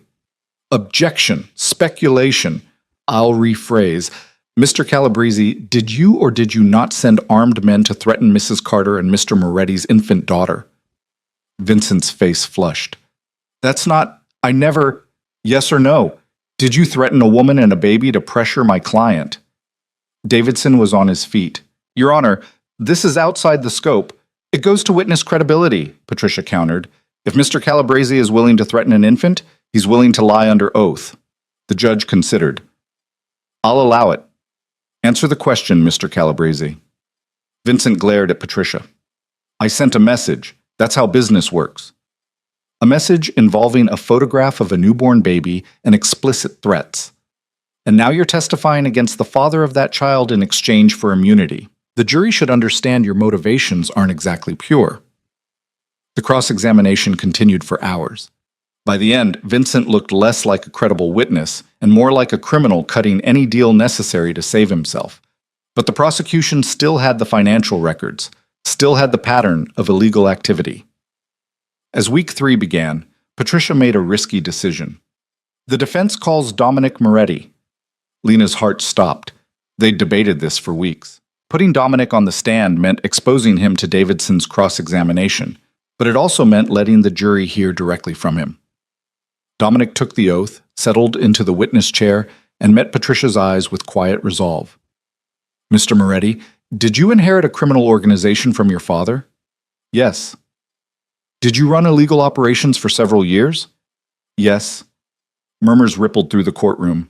Lena held her breath. And why are you admitting this? Dominic looked at the jury. Because it's true.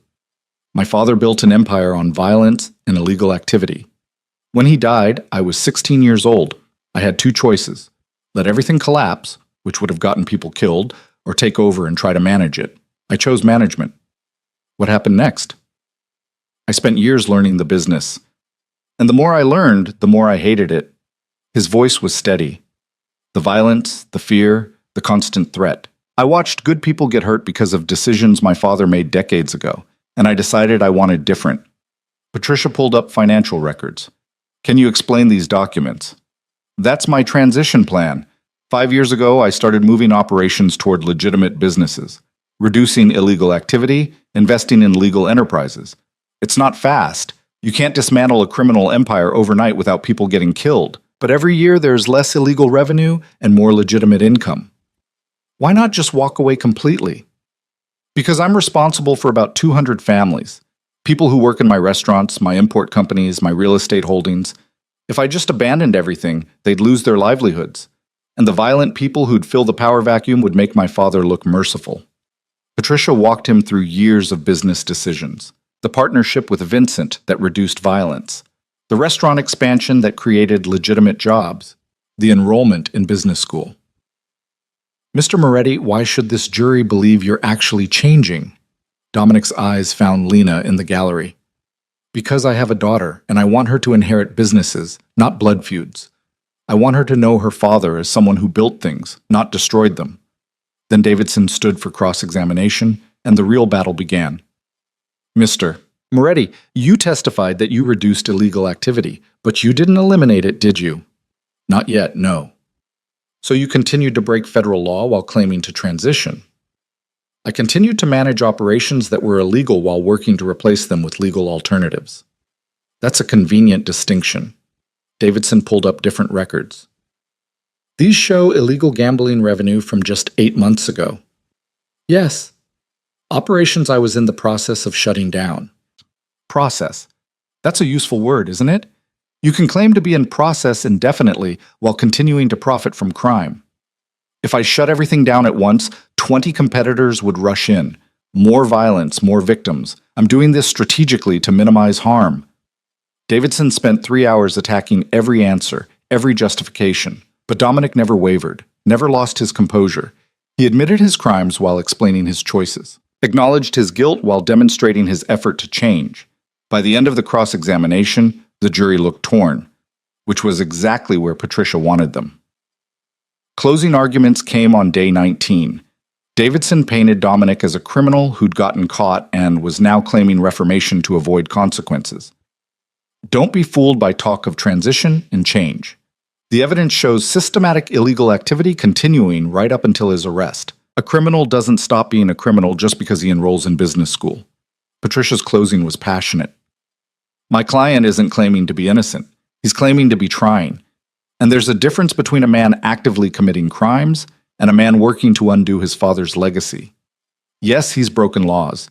Yes, he should face consequences. But 40 years in prison for trying to change? That's not justice. That's vengeance. The jury deliberated for 3 days. 3 days where Lena barely ate or slept. 3 days of watching Dominic try to stay strong while clearly terrified. 3 days of holding Maya and wondering if this was their last time together as a family. On the afternoon of day 3, the bailiff announced the jury had reached a verdict. The courtroom packed within minutes. Lena sat behind Dominic, close enough to touch his shoulder. Patricia arranged her papers with hands that trembled slightly. Has the jury reached a verdict? The forewoman stood. We have, Your Honor. On the charge of racketeering, how do you find? Lena stopped breathing. Guilty. The word hit like a physical blow. Dominic's shoulders tensed, but he didn't move. On the charge of money laundering? Guilty. Lena's vision blurred. This was it. They were losing. On the charge of conspiracy? The forewoman hesitated. Not guilty. Wait, what? The judge continued through the list of charges. The jury had split the verdict, finding Dominic guilty of past crimes but not guilty of ongoing conspiracy, essentially agreeing that he'd committed crimes but was genuinely trying to stop. Given the mixed verdict, I'm setting sentencing for 30 days from now, the judge announced. Mr. Moretti will remain free on bail pending that hearing. Patricia immediately requested a sidebar. Lena watched them argue with the judge, too far away to hear the details. When they returned, Patricia looked cautiously optimistic. What happened? Lena asked as soon as they had privacy. Mixed verdict is good, Patricia explained. It means the jury believed his reformation was real. That gives us leverage for sentencing. Instead of 40 years, we're looking at maybe 10 to 15. That's still a decade, Lena said. It's a lifetime less than it could have been. Patricia squeezed her shoulder. And we're not done fighting. Sentencing hearings allow character witnesses, mitigation arguments. We can still reduce this. The 30 days until sentencing were surreal. Dominic was guilty but free, facing prison, but not yet. They existed in a strange limbo, trying to prepare for separation while clinging to every moment together. Lena spent hours preparing her victim impact statement, Except she wasn't a victim. She was a partner, a co-parent, someone whose life was entangled with his. I don't know what to say, she confessed one evening. How do I explain us to a judge? Tell the truth, Dominic said, whatever that is. The truth was complicated. The truth was she'd fallen in love with a criminal who was trying to change, that she'd made choices that implicated her too, that their daughter deserved a father, flawed as he was. The sentencing hearing was smaller than the trial, but no less intense. The prosecution recommended 15 years. The defense argued for 5, with credit for time served and rehabilitation. The judge listened impassively to both sides. Then it was time for character witnesses. Margaret testified about Dominic's transformation, the legitimate businesses he'd built. Former employees spoke about the jobs he'd created, the families he'd supported. Even Vincent's former partner, who had no immunity deal, testified that Dominic had prevented violence more often than he'd caused it. Finally, the judge called Lena. She stood on shaking legs, approached the witness stand, and swore to tell the truth. Ms. Carter, you're here voluntarily? Yes, Your Honor. Tell me about your relationship with the defendant. Lena took a breath. I met Dominic 18 months ago. I thought he was a businessman. I fell in love with who I thought he was. Then I discovered the truth. How did that discovery occur? I witnessed him order someone's execution. I was pregnant, and I ran. I spent 7 months hiding before he found me. The judge's expression sharpened. He found you? He'd been protecting me the entire time. I thought I was free, but he'd stationed security around me, paid my bills anonymously, made sure I was safe. Lena met the judge's eyes. I could have hated him for that. Part of me did. But when my daughter was born prematurely and I was vulnerable, he gave me a choice. Come back to Chicago where he could protect us properly, or refuse and try to survive alone. You chose to return. I chose survival. But I stayed for different reasons. Lena's voice steadied. I stayed because I watched him try to change. I reviewed his financial records, saw the transition from illegal to legitimate operations. I watched him enroll in business school, partner with former rivals to reduce violence, rebuild his empire into something that could exist in daylight. You're asking for leniency. I'm asking for recognition that change is possible, that a man who inherits darkness at 16 shouldn't be condemned forever for trying to find light. Lena's throat tightened. Our daughter is 8 months old. She deserves to know her father, and he deserves the chance to become the man he's trying to be.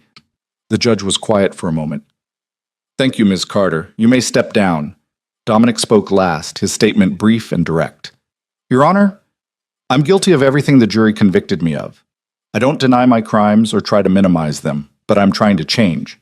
And I'm asking for the opportunity to continue that transformation outside of prison, where I can support my daughter and complete the legitimate transition I started. The judge took a recess to consider, 2 hours that felt like years. When they reconvened, Lena held her breath. Mr. Moretti, you've been convicted of serious federal crimes. Crimes that typically carry substantial prison sentences. The prosecution is recommending 15 years. The defense is requesting 5. Dominic stood motionless. However, I've reviewed the evidence of your rehabilitation efforts. The financial records showing systematic transition toward legitimate business. The testimony of employees whose lives improved under your management. And most importantly, the jury's mixed verdict suggesting they believed your reformation was genuine. The judge paused. I'm sentencing you to 8 years in federal prison, with credit for time served and possibility of parole after 5 years if you maintain good behavior and continue demonstrating rehabilitation. 8 years. Not the 40 they'd feared, not the 5 they'd hoped for. Somewhere in between. Additionally, the judge continued, I'm recommending you be placed in a minimum security facility that allows family visitation. Your daughter should know her father, even under these circumstances. Dominic's shoulders sagged with relief. Thank you, Your Honor. Don't thank me.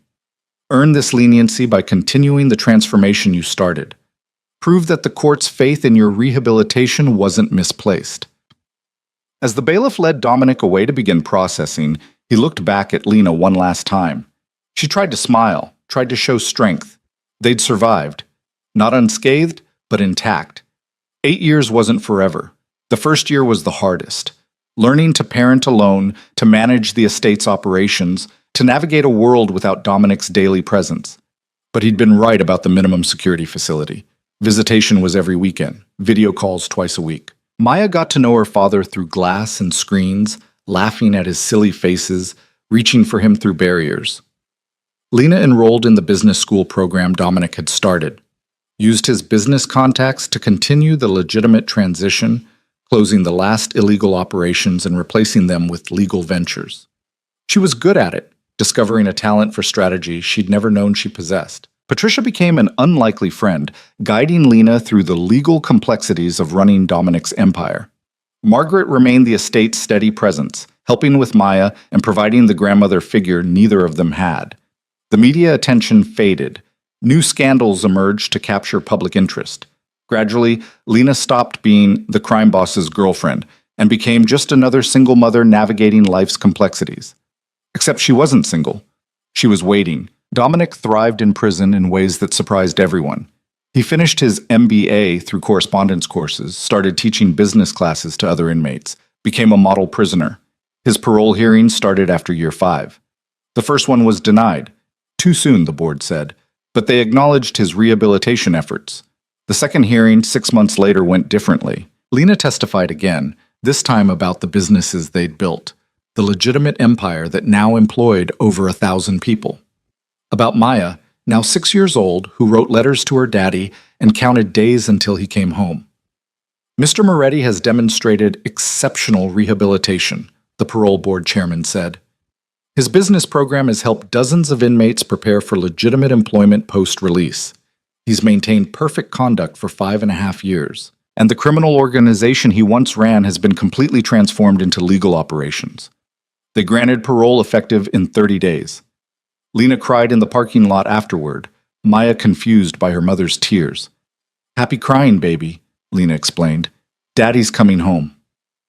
The day of Dominic's release, Lena stood outside the prison gates with Maya holding her hand. 6 years old now, dark curls like her father, her mother's stubborn determination. "Will I recognize him?" Maya asked nervously. "You've been visiting him every month. Of course you'll recognize him." "But he's never hugged me without glass between us." Lena's heart broke a little. "That changes today." The gates opened. Dominic walked out carrying a small bag of possessions, wearing civilian clothes for the first time in over 5 years. He looked older, leaner, but his eyes found them immediately. Maya ran. She'd been coached not to, reminded to walk calmly, but she ran anyway.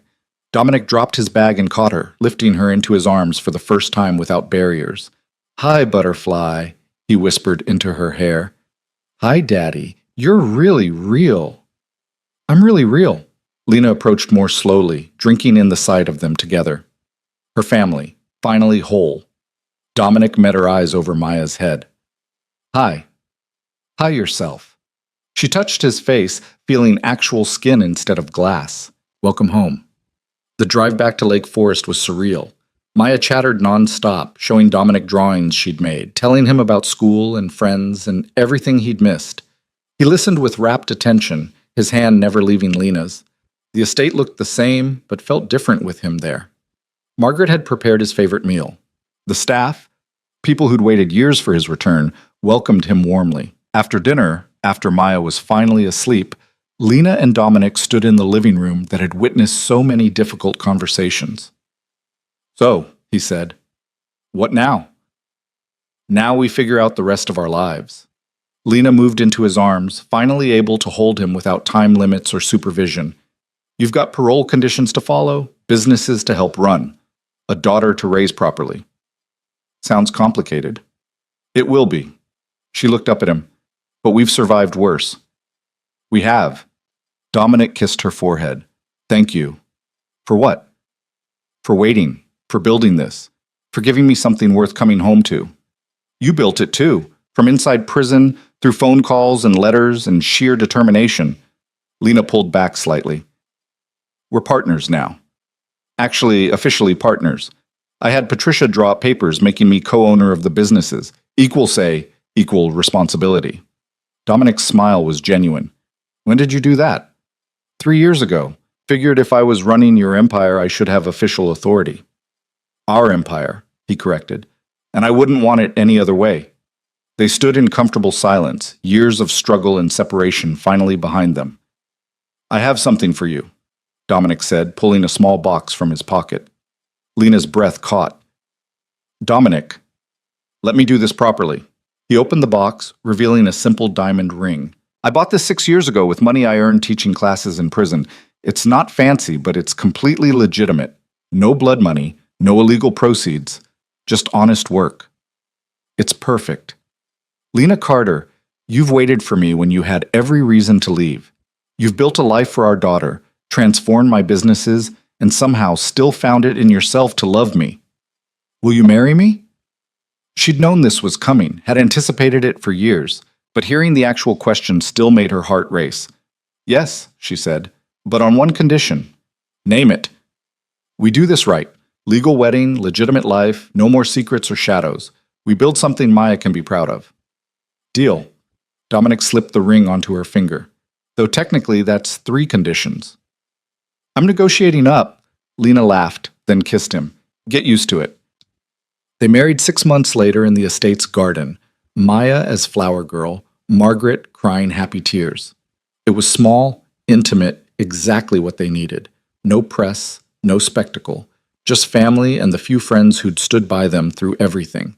Patricia officiated, her legal expertise extending to minister credentials. Do you, Dominic Moretti, take Lena Carter to be your lawfully wedded wife? I do. Do you, Lena Carter, take Dominic Moretti to be your lawfully wedded husband?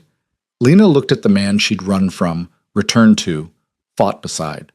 The father of her child, the partner in her businesses, the person who'd transformed himself from what he'd inherited into what he'd chosen to become. I do. Then by the power vested in me by the state of Illinois, and several federal agencies who need this to be extremely legal, I pronounce you husband and wife. The kiss was long and earned and worth every difficult moment that had led to it. Maya cheered. Finally, I've been waiting forever. You're 6, Lena laughed. That's forever in kid years. The reception was relaxed, full of laughter and hope. Dominic's parole officer even stopped by briefly to verify he was following conditions, then stayed for cake because Margaret's baking was legendary. As evening fell and guests departed, Lena found Dominic watching Maya play with the flower petals in the garden. What are you thinking? She asked. That I'm the luckiest man alive. He pulled her close. I thought that parking garage was the end. Turned out it was just the beginning. Of what? Everything that matters. He gestured at Maya, at the estate, at the life they'd built from ruins. I spent so many years thinking I had to be what my father was. Turns out I could be something better. You're doing it, Lena said softly. Every day, you're choosing better. We're doing it, he corrected. I couldn't have done any of this without you. Maya ran up, grass stains on her flower girl dress, completely happy. Can we have cake for breakfast tomorrow? Absolutely not, Lena said. Maybe a small piece, Dominic countered. You've been home 6 months, and you're already undermining my parenting. I've got years of being the fun parent to make up for. They argued playfully while Maya giggled, the picture of a normal family, which, despite everything, they somehow were. That night, after Maya was asleep and the house was quiet, Lena stood in the nursery that had witnessed so many difficult moments, the room where she'd made impossible decisions, where Dominic had held their daughter for the first time, where they'd both confronted what it meant to be parents in an imperfect world. Dominic found her there, wrapped his arms around her from behind. Second thoughts? He asked. Never. She leaned into him, just remembering how far we've come. And where we're going? Wherever it is, we're going together. Years later, when Maya was older and started asking harder questions, they told her the truth, age-appropriately at first, then more completely as she matured. They didn't hide what Dominic had been or what they'd survived. And Maya, brilliant and fierce like both her parents, understood something important. People weren't just their worst choices. They were also their best efforts, the sum of who they'd been and who they chose to become. Dominic's businesses continued to thrive, completely legitimate now.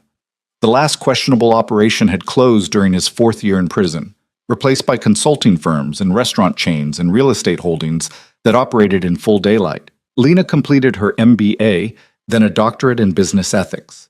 She taught at Northwestern, wrote papers on corporate transformation, became an expert in helping companies transition from questionable practices to legitimate operations. Together, They built something neither could have created alone. On Maya's 18th birthday, they sat her down in that same living room where so many critical conversations had happened. "We have something for you," Dominic said, handing her a leather portfolio.